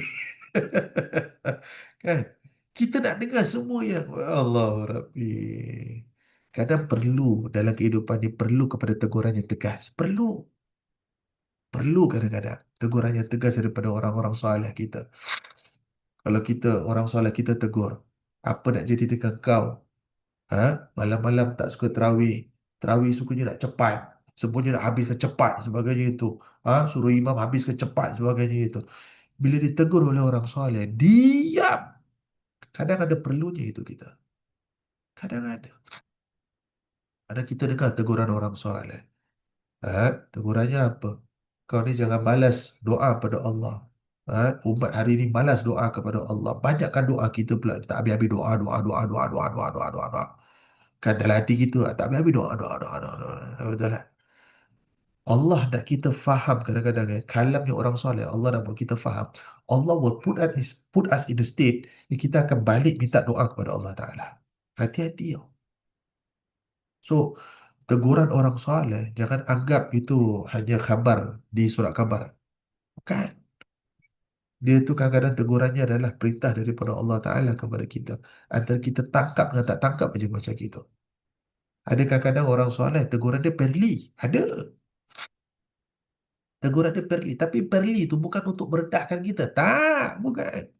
Perli dia itu adalah untuk apa? Kau bangun, kau sadar keadaan kau. Kau baca gini keadaan kau. Kalau kau tak berubah, something kau akan terima akibat yang pedih daripada Allah Ta'ala. Kadang-kadang dia perli kepada kita. Dan kadang-kadang bila kita dengar orang orang soleh punya punya teguran dia macam perli kepada kita kan kita macam apa sih alamak aku rasa macam kena perli sebagainya itulah tak apalah kalau orang soleh yang perli tak apa kalau orang alim yang perli tak apa perlinya mereka tu membawa kepada kebaikan insya-Allah kerana mereka tak sombongkan diri mereka kepada Allah tidak itu walau bagi diri Al-Fakir sendiri kadang-kadang dapat telefon daripada masyayikh, daripada guru-guru kita. Kadang-kadang kalau diorang telefon tu aku paling takut sekali kalau diorang telefon. Kalau dia yang message kita dulu, kita paling takut sekali. Kalau kita message mereka dahulu, itu adalah adab kita lah kepada mereka. Tapi kalau dia yang call kita, dia yang message kita, apatah lagi dia kata, boleh tak saya telefon awak? Ya Allah. Kalau dia yang message, dia tanya, boleh tak ada telefon inti? Maknanya adalah apa tu? Confirm lah. Kena tegur, confirm lepas ni kena. Kadang-kadang pernah bila ditelefon, kadang-kadang saya mungkin malam, mungkinlah ada hal-hal yang saya buat, mungkin yang di sisi mereka, di sisi guru-guru kami itu, kau buang masa kau. Itu. Eh, Hatta ni saya cakap ni bukan pergi begitu wayang ke apa, bukan. No. Kadang-kadang kita santuni majlis. Ada orang jemput majlis ini dan sebagainya itu.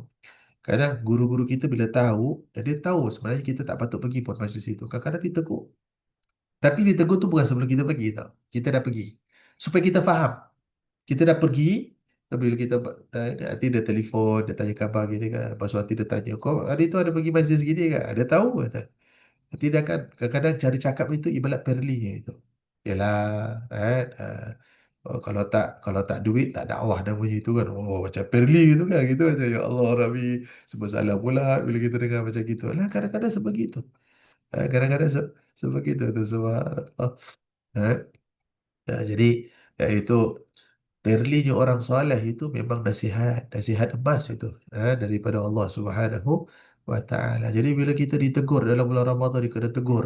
Kadang-kadang kita dengar lepas tarawih ada tazkirah ke ceramah ke ustaz kalau cakap iaitu sesuatu yang menunjukkan kelemahan kita dalam bulan Ramadan. Jangan kita tu angkat kaki jalan tak gunanya ustaz bodoh mak kau hijau.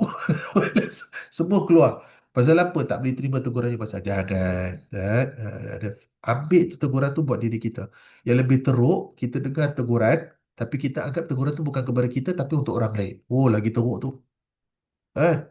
Dengar-dengar kan ustaz ni cakap macam gini kita pula tak memang ini ustaz cakap ni kalau kawan aku ada ni bagus ni. Ada sebab kenapa kawan kau tak ada dekat sebelah kau sekarang. Faham? Bila kita nasihat tu disampaikan kita pun pula macam bagus kalau dia dekat sini ni memang kena kepada dia ni memang kena kepada dia kau tak sadar yang padahal yang sedang menerima nasihat tu siapa kau sendiri Ada asbab kenapa kau yang terima nasihat dan bukan kawan kau yang terima. Faham? Kerana kau yang terima tu, sebab apa? Kemungkinan nasihat yang disampaikan itu is untuk kau sekarang. Keadaan kau tu sebenarnya macam itu. Kau tak sadar diri kau. Itu yang pertama. Yang kedua, mungkin suatu ketika dahulu kau macam itu. Jadi kau tengah dapat dia punya peringatan dia itu. Yang lebih membahayakan yang ketiga. Mungkin akan datang, engkau akan terjatuh kepada golongan yang nasihat itu sedang disampaikan itu. Ya Allah. Takut itu. Nah, itu kalau ada teguran, apa itu, ulama tegur kepada kita.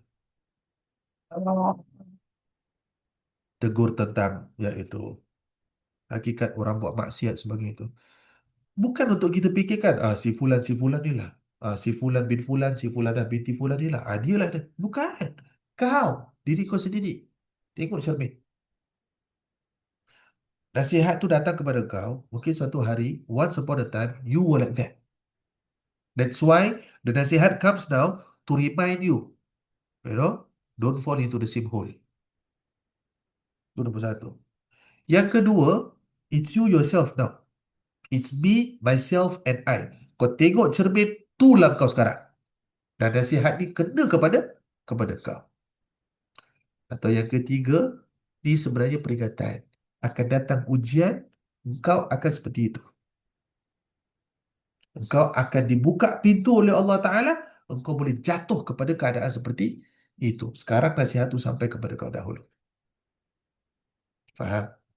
Jadi bukan fikirkan tentang, oh, orang ini, orang itu. Patut dia dengar. Kadang-kadang kita patut dia dengar nasihat ni. Jangan. Oh, itu bahaya tu.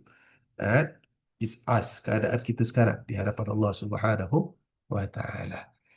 Sabda Rasulullah sallallahu alaihi wasallam, as-sawmu junnah fa idza kana yawmu sawmi ahadikum fala yarfuth wala yafsuq wala yajhal fa in ibru'un syatabahu aw qatalahu falyaqul inni sha'ib. Dikatakan Nabi SAW, as-sawmu junnah. Puasa itu adalah pendidik. Fa idza kana yawmu sawmi ahadikum, apabila datang seorang daripada kamu tak kala kamu sedang menempuh hari puasa, fala yarfuth, janganlah dia bercakap kotor. Wala yafsuq, jangan buat jahat. Wala yajhal, dan tidak menjahili sesuatu hukum. Maknanya apa? Kalau wajib buat, buat. Jangan kita tinggalkan. Kalau ni makruh, tinggalkan. Buat yang sunnah. Itu maksudnya wala yajhal. Dan fa ini bru'un syatamahu au qatalahu. Bila ada orang datang, cerca kepada kita, perli kepada kita, atau au qatalahu, ajak bergaduh, ajak sparring. Falyaqul, maka katakanlah, inni shaib, sesungguhnya aku berpuasa. Baik, saya nak awak semua lihat kepada perkataan ini, judah. Something I want to share with all of you today. Dalam Al-Quran, okey, dalam bahasa Arab, ada judah, ada jiddah, ada jaddah. Saya ulang, kan? Dalam bahasa Arab, ada judah, ada jiddah, ada jaddah. Kalau judah, dalam bahasa dia adalah pendidik, perisai, shield kalau dalam bahasa kita. Eh? Sesuatu yang membentengi kita daripada hal-hal yang tidak baik. Perisai. Baik. Kalau jindah, pernah dengar tak? Jindah. Okay, okay. Another thing, junnah ni dia perisai, tapi dalam perkataan dalam perkataan jamak ataupun dalam plural. Kalau bahasa Inggeris plural kita panggil sesuatu yang bilangannya banyak, itu plural lah kalau bahasa Inggeris itu, kan. Jadi junnah adalah menunjukkan keadaan ataupun hal perisai itu, perisai yang banyak. Eh? Satu ibadah mendatangkan perisai yang banyak. Many layers of perisai, many layers of pendidik. Itu. Jindah, itu daripada perkataan jin. Minal jinnati wan nas. Jin. Eh, dia apa tu jamak daripada perkataan jin. Maknanya banyak jin. Jindah. Yang ketiga, jannah. Tahu maksud jannah? Syurga. Dan syurga banyak pintu, kan? Syurga ada macam-macam syurga. Syurga ada banyak pintu. Syurga ada banyak level. Kerana itu namanya jannah. Banyaknya menunjukkan apa tu apa tu jamaknya banyaknya syurga yang Allah Taala dah ciptakan untuk kita. Nah, lagi satu, tiga-tiga perkara saya sebutkan ini. Jinnah, junnah, jannah. Cuba kita fikirkan, apakah persamaan antara ketiga-tiganya itu? Saya ulang apakah persamaan antara ketiga-tiganya itu? Eh? Orang kata persamaan dia Ustaz, bahasa Arab lah. Itu pun aku tahu, aku tak bercakap. Eh? Baik. Persamaannya ada dua. Yang pertama, ketiga-tiganya ini kita tak boleh nampak. Okey? Ketiga-tiganya kita tak boleh nampak. Dan yang kedua, ketiga-tiganya ini sifatnya sifat yang kekuatan. Ada kekuatan, diberikan kekuatan. Sifatnya. Okey? Saya ulang Pertama, sifat ketiga-tiga perkataan ini persamaannya adalah ia adalah sesuatu yang kita tak boleh nampak. Dan yang kedua, sifatnya adalah kekuatan. Dia ada kekuatan yang kita tak nampak. Baik. Dalam bahasa Arab, apa-apa perkataan yang bermula dengan jim dengan nun. Okay? Any words that ada bermulanya huruf jim, huruf jim pula, sorry tadi, jim. Jim dengan nun, eh, sifat dia adalah sifat yang kita tak nampak, tapi ada kekuatan yang tersembunyi. Saya ulang sifat dia, sifat yang kita tak nampak, tapi ada kekuatan yang tersembunyi. Baik. Kalau awak tengok jin dah, jin. Jin tu kan kita tak nampak, kan? Jin tu kita tak nampak. Tapi bila jin dah berasuk dalam badan seseorang, dia jadi kuat ke dia jadi lembik? Pernah nampak tak jin lembik? Ada pernah nampak bila ada jin masuk dalam badan orang? Hai, ada? Mana ada? Dia kalau dah masuk dalam badan seseorang gitu kan. Hatta kadang bila kita tengok orang kalau dah kena masuk jin dalam badan dia itu, berapa orang kena pegang ni? Padahal dia perempuan seorang aja tahu. Badan kering kurus dah itu. Betul tak? Tapi bila dia dirasuk jin, berapa orang kena pegang dia itu?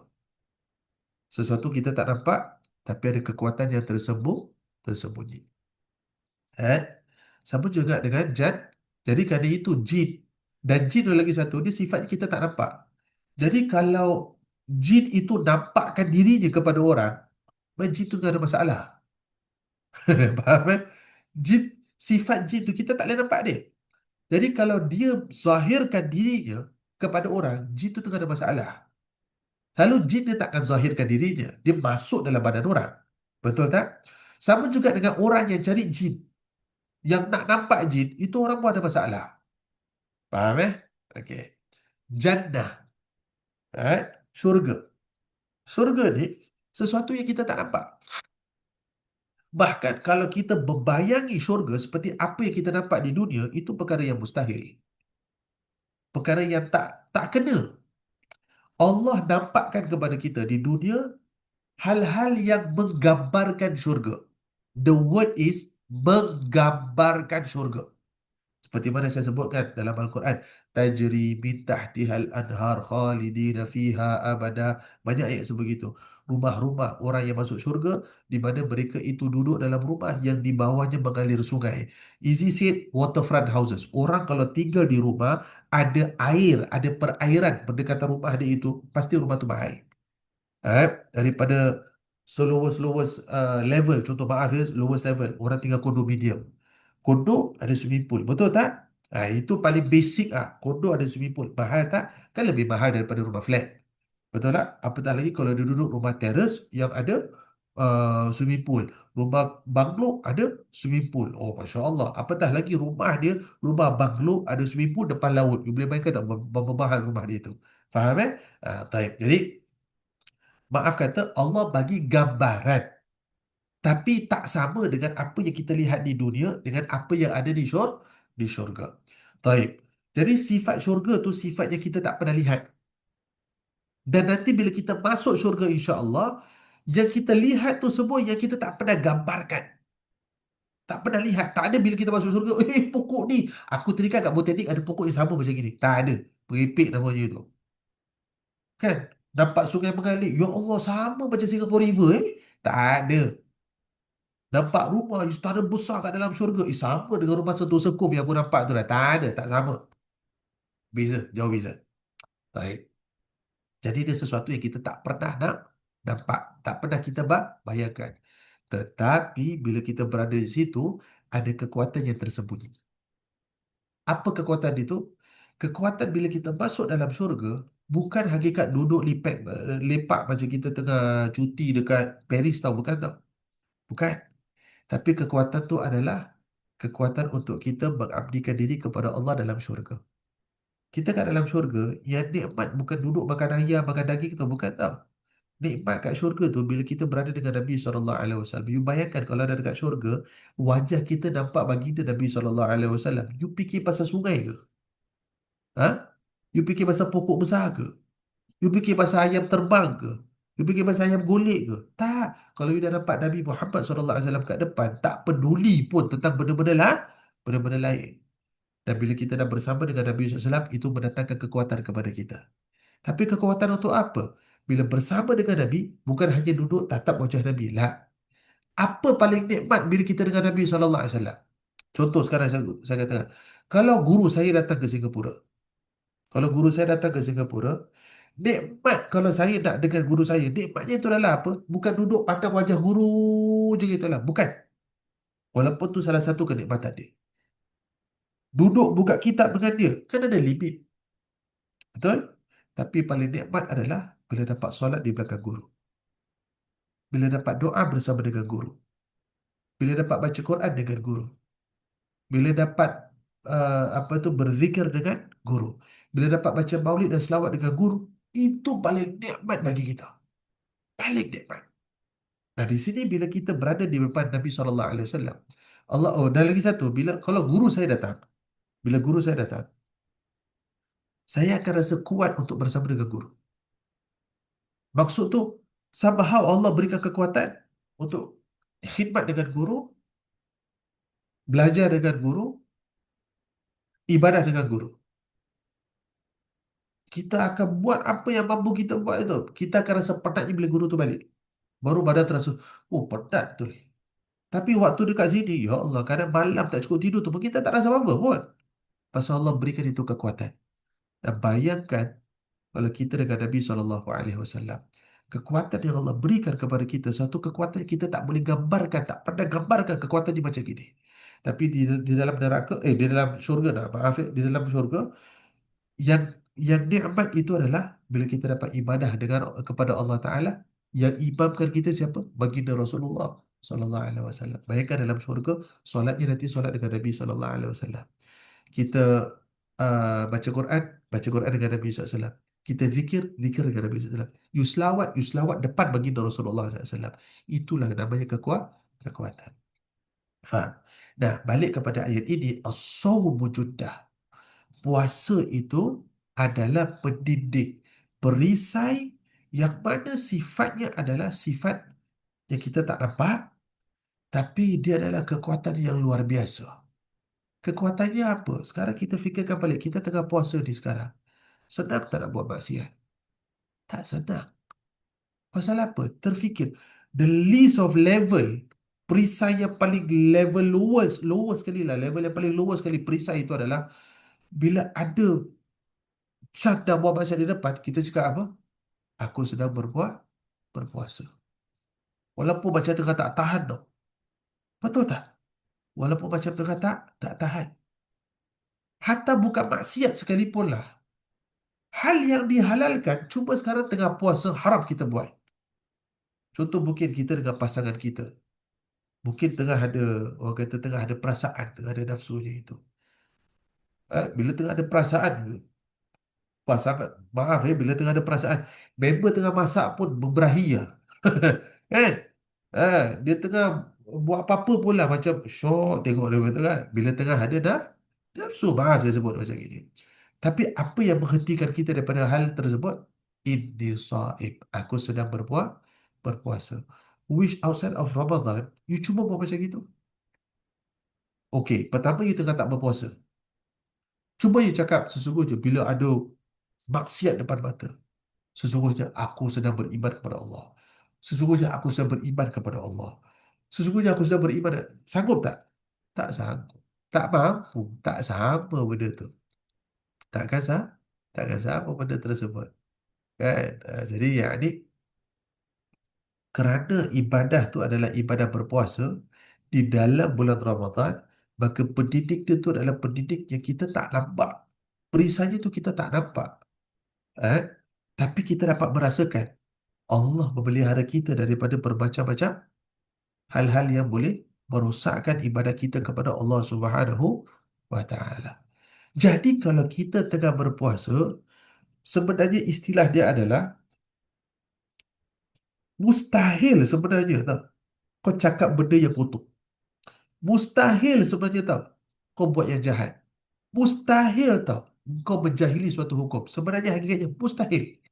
Kalau betul-betul kau buat puasa tu, kau berpuasa tu dengan erti puasa yang telah dimaksudkan oleh baginda Nabi SAW, iaitu puasa untuk mendapatkan keridhaan Allah Subhanahu wa taala, maka nak buat sesuatu kesalahan itu almost impossible lah. Macam tak masuk akal benda tu boleh berlaku je gitu. Boleh faham tak? Eh? Kalau kita contohlah kita tengok mungkin ahli parlimen lah contoh. Ahli parlimen dalam negara kita lah dalam negara kita lah. We know how strong it is lah Saya bukan nak main politik di sini, tapi ya ni seolah-olah bila kita tengok orang parlimen, orang politik yang ada status dan sebagainya, bila dia langgar undang-undang, kan macam mustahil lah. How come? I thought you understand what I'm saying boleh faham Macam macam tak masuk akal lah. Kan? Ataupun mungkin polis contohnya, ataupun orang yang kerja di dalam kerajaan, dalam pemerintahan, to go against the law is something that is, orang bila tengok orang macam takkan sih, because you work with the law, you work for the law, macam gitu. So bila kita sedang berpuasa, sebenarnya puasa tu menjadi perisai bagi kita. Takkan kita buat dosa, takkan kita ni, so Allah yang pelihara bagi kita tau. Tapi kalau tengah puasa, ni saya akan cakap tengah, bukan dah buka. Tengah puasa, buat juga. Maknanya macam something is wrong with you, not with your puasa. Not with the puasa, but is with you. Kau ni ada masalah. Kan? Antara pertama, iman kau memang betul-betul lemah. Atau yang kedua, memang Allah nak kau buat benda yang jahat. Maknanya dua-dua benda yang menakutkan tau. Sesatu, kau memang lemah. Okay, lemah masih boleh dapat kekuatan tau. Tapi yang kedua ni maknanya Allah memang nak kau buat benda yang tak baik macam gini. Ya Allah. Itu that is the limit yang kita balik pada Allah cepat-cepat nangis minta ampun pada Allah Taala. If we reflect to that extent because if we just reflect that dah, okay, dia lah aku lemah lah. Dah macam gitu lah. Tapi di samping itu kita fikirkan, ya Allah, aku tengah puasa sih. Aku buat benda macam gini. Maknanya adakah Allah nak aku ni betul-betul buat benda macam gini? Baik kita takut Ini adalah satu musibah daripada Allah Subhanahu Wa Taala. Jadi kerana itu musibah bukan peperangan. Musibah bukan perang, musibah bukan banjir, musibah bukan earthquake, musibah bukan financial economic meltdown, bukan. Ini musibah adalah bila kita ni dalam bulan Ramadan kita boleh buat maksiat. Hatta lebih halus daripada tu musibah. Bila datang Ramadan, setiap malam ada ruang, waktu, tarawih kita tak buat. Solat sunat tak buat. Solat jemaah tak buat. Ini musibah. Bagi yang sedar. Ini musibah. Bila kita tak lalu dengan ibadah, tak rasa macam penting untuk buat ibadah, ini musibah bagi diri kita. Way before above kita cakap maksiat tu ia adalah musibah. Musibah paling kecil tu dia. Yang kita patutnya yakni dalam Ramadan buat amal soleh, tapi isteri kita buat amal salah. Faham? Eh? Jadi kalau Ramadan dalam tengah berpuasa kita cakap yang kotor. Pada siang hari kita cakap benda yang kotor. Eh? Something is wrong somewhere. Kita buat benda yang tak baik, buat maksiat. Something. Petah lagi menjahili daripada hukumnya Allah Ta'ala. Solat tak buat. Lepas tu kita apa tu? Kita dah lah tak solat. Tak rasa serba salah. Tak solat. Subuh tak bangun. Macam Ramadan kau tak solat subuh. Macam pelik kan? Bukan macam pelik. Dia macam tak boleh masuk akal lah. How on earth can it be bulan puasa Ramadan kau tak solat subuh? Boleh faham kan maksud saya Kan? Kerana waktu tu bukan patut waktu kau bangun ke? Kau bangun pada waktu tersebut, kau sahur pada walaupun kita lewat bangun. Walaupun lewat bangun, pasti lewatnya itu kita lewat sahur, paling tak pun bila kita bangun dah azan subuh. Tak ada istilahnya bangun tu dah duha, lebih teruk lah bangun dah asar. Tidurnya bila? Semalam isyak. Bangun asar. Kau tidur, kau tinggal planet mana kau? Istilahnya macam gitu, minta maaf saya semua. Eh? Jadi yang ni kalau Ramadan tu solat subuh tu tertinggal. Solat isyak tertinggal. Ya Allah. Kau tidur kau berapa? Aku tidur kau 1 pagi lah. Kau tak sembahyang isyak. Kau buat apa? Jawablah sendiri. Boleh faham ya? Jadi tak sepatutnya dalam keadaan berpuasa kita menjahili sesuatu hukum. Baik. Jadi the first half of the hadith mengajarkan kita kau sedar diri kau dulu. Kau sedar diri kau dulu. Nah, there is another the first ujian is this level. The level of diri kita sendiri. Kalau kita buat salah, sedang kita sedang berpuasa, the first level of kesedaran is you sedar diri you sendiri. Ya Allah, ni salah aku, salah aku, salah aku, salah aku, salah aku. Faham Baik. Ada kalanya juga dia on the second tier, second level which is apa? Ada orang datang nak menguji kepada kita punya, nak menguji kepada kita punya puasa. Kalau the first level is masalah kita dulu. The second level Allah yang nak uji kepada kita. Caranya macam mana? Antaranya adalah Allah datangkan seseorang untuk apa? Kutuk kita. Allah nak test kita punya kesabaran. Allah nak test kita punya kesabaran. Kadang bukan musuh kita pun. Kadang-kadang pasangan kita kat rumah je. Anak-anak kita je. Adik-adik kita je. Orang yang sama. Yang apa tu? Yang hidup bersama dengan kita. Kadang cakap dia tu kita dah macam. Contoh macam gitu. Kadang dia punya jeling dia tu dah macam. Kadang dia punya cara dia tunjukkan apa body language dia tu kita dah macam. Tapi kita tahu, aku tengah puasa ni. Aku jawab, siapa yang rugi? Faham tak? Kalau aku jawab, yang rugi siapa? Bukan dia. Dia untung.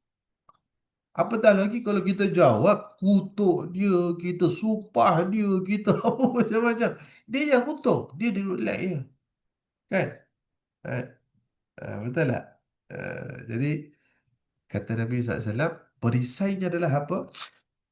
Falyaqul inni shaim. Katakanlah sesungguhnya aku berpuasa. Nah, cakap ni aku berpuasa bukan kepada orang yang ajak berkelahi tu.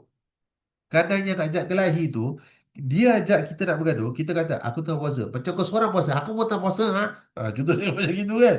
Nah, kita cakap aku puasa ni bukan kepada dia, tapi kepada siapa? Nafsu kita. Inni Kerana itu kata Nabi SAW, bukan kata kepada dia. Kata Nabi, Nabi mengatakan, Falyakul. Nabi tak mengatakan, Falyakul ilaihim. Bukan kau cakap, Nabi tak kata, dan katakanlah kepada mereka. Tak. Nabi mengatakan, Falyakul. Dan sesungguhnya, dan berkatalah, Ini sesungguhnya diri ini, nafsu ini, rohani ini, hati ini, diri aku ini. Ini, itu maksudnya. Eh? That's why look at the way Nabi SAW ajarkan kita cakap Bukanlah Nabi mengatakan, kau cakap kepada dia, kau tahu tak, aku ni tengah puasa. Tak. Tapi dia mengatakan, falyaqul inni sha'im. Katakanlah, sesungguhnya aku berpuasa. Jadi Nabi suruh kita cakap kepada diri kita sendiri. Tell ourselves. Tell nafsu kita. Tell kemarahan kita, aku tengah puasa.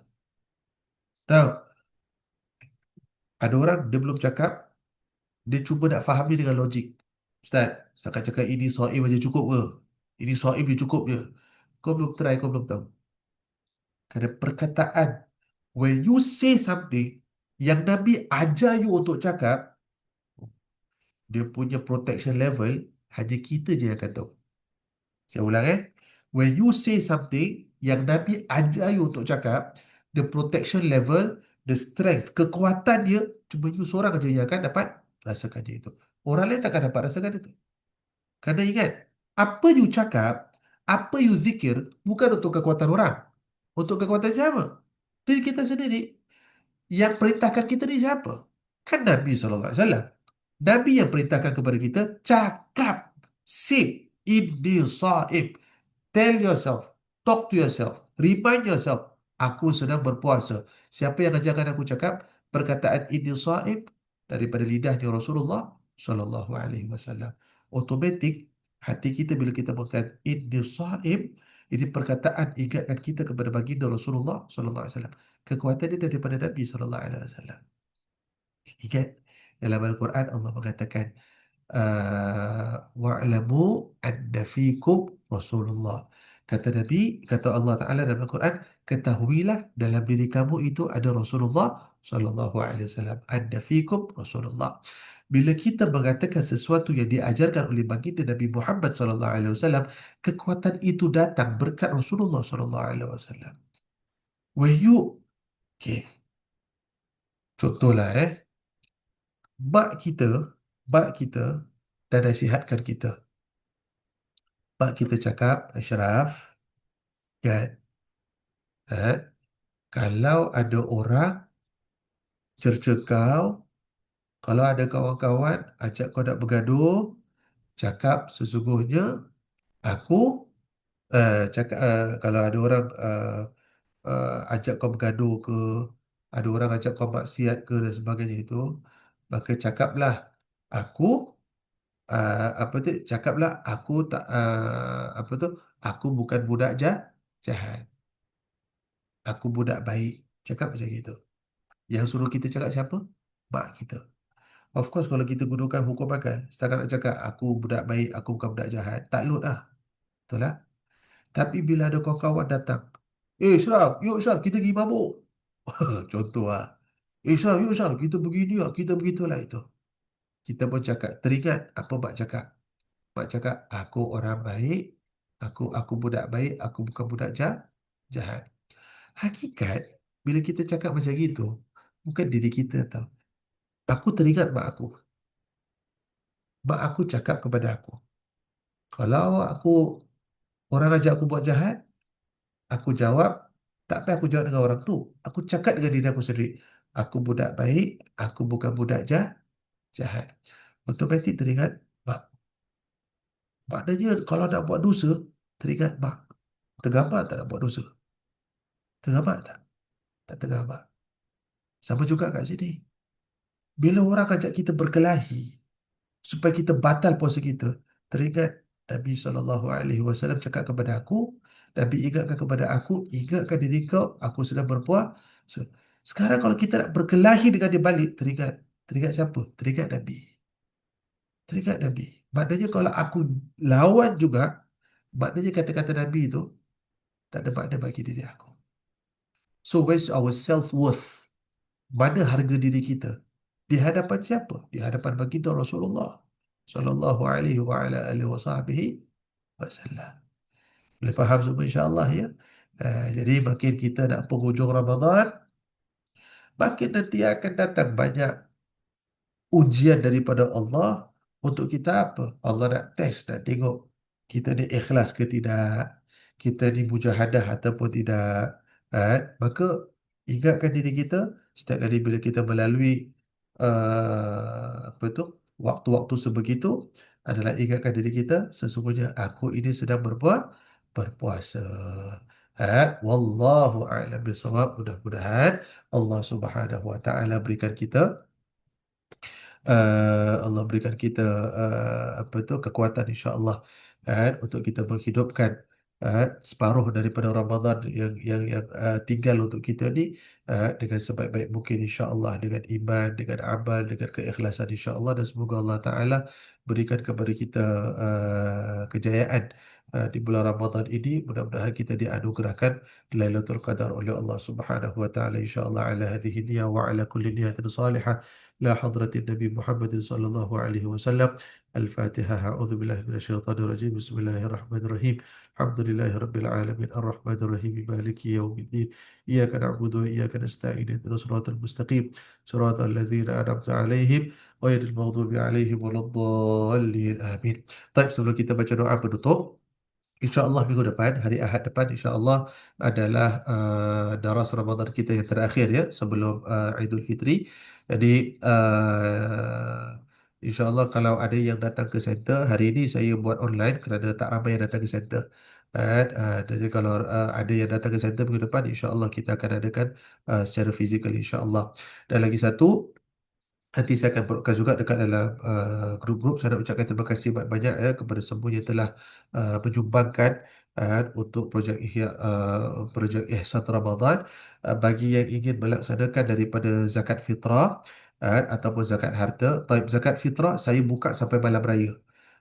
Tahun ini insya-Allah zakat fitrah saya buka sampai malam malam raya.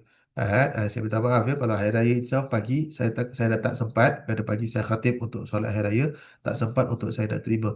Tapi sampai malam hari raya insya-Allah saya masih terima insya-Allah. Dan untuk zakat yang ingin memberikan zakat, insya-Allah kita akan berikan zakat kepada asnaf kita pada hari Jumaat, tanggal 20 hari bulan insya-Allah. One day sebelum raya kita akan agih-agihkanlah ke zakat itu. Jadi last day untuk memberikan zakat harta bagi yang nak ingin zakat harta untuk Ramadan ini adalah pada tanggal the best is 18 hari bulan. 18 hari bulan. Kerana tanggal 19 itu saya dah nak buat buat preparation lah. Right? Jadi kalau boleh by 18 hari bulan insya-Allah, bagi yang ingin melaksanakan zakat harta insya-Allah. Dan kalau sesiapa yang masih nak berikan sedekah, nak berikan sumbangan untuk ration pack, kita masih buka untuk ration pack dan juga untuk iftar insya-Allah ya. Dan mudah-mudahan Allah berikan keberkahan kepada kita semua insya-Allah. Kita tutup dengan doa ya.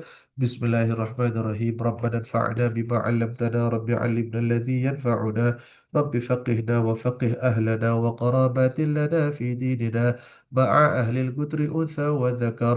رب وفقنا ووفقهم لما ترتضي قولا وفعلا كرما. وارزق الكل حلالا دائما وأخل أتقياء علماء. نحظى بالخير ونكفى كل شر. ربنا واصلح لنا كل شؤون وأقر بالرضا منك العيون. واقض عنا ربنا كل الديون قبل أن تأتينا رسل المنون. واغفر واستر أنت أكرم من ستر.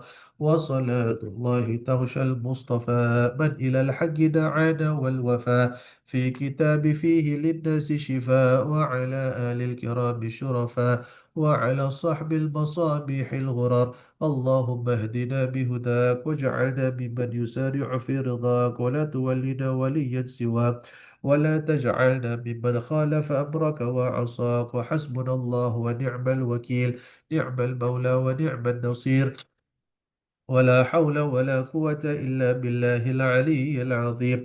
يا ربنا اعترفنا بأننا اقترفنا وأننا أسرفنا على لظى أشرفنا. فتب علينا توبة تغسر لكل حوبة واستر لنا العورات وآمن الروعات واغفر لوالدينا ربي ومولودينا والآل والإخوان وسائر الخلان وكل ذي محبة أو جيرة أو صحبة أو المسلمين أجمع. آمين ربي فاسمع فضلا وجودا منا لا باكتساب منا بالمصطفى الرسول نحظى بكل سول بالمصطفى الرسول نحظى بكل سول بالمصطفى الرسول نحظى بكل سول صلى وسلم ربي عليه عند الحب وآله وصحبه عداد طش الصحب والحمد للإله في البدء والتناهي سبحان ربك رب العزة عما يصفون وسلام على المرسلين والحمد لله رب العالمين تقبل الله بكم منا وبكم تقبل يا كريم Alhamdulillah terima kasih semua InsyaAllah kita jumpa pada pengajian yang akan datang Sekian Assalamualaikum warahmatullahi taala wabarakatuh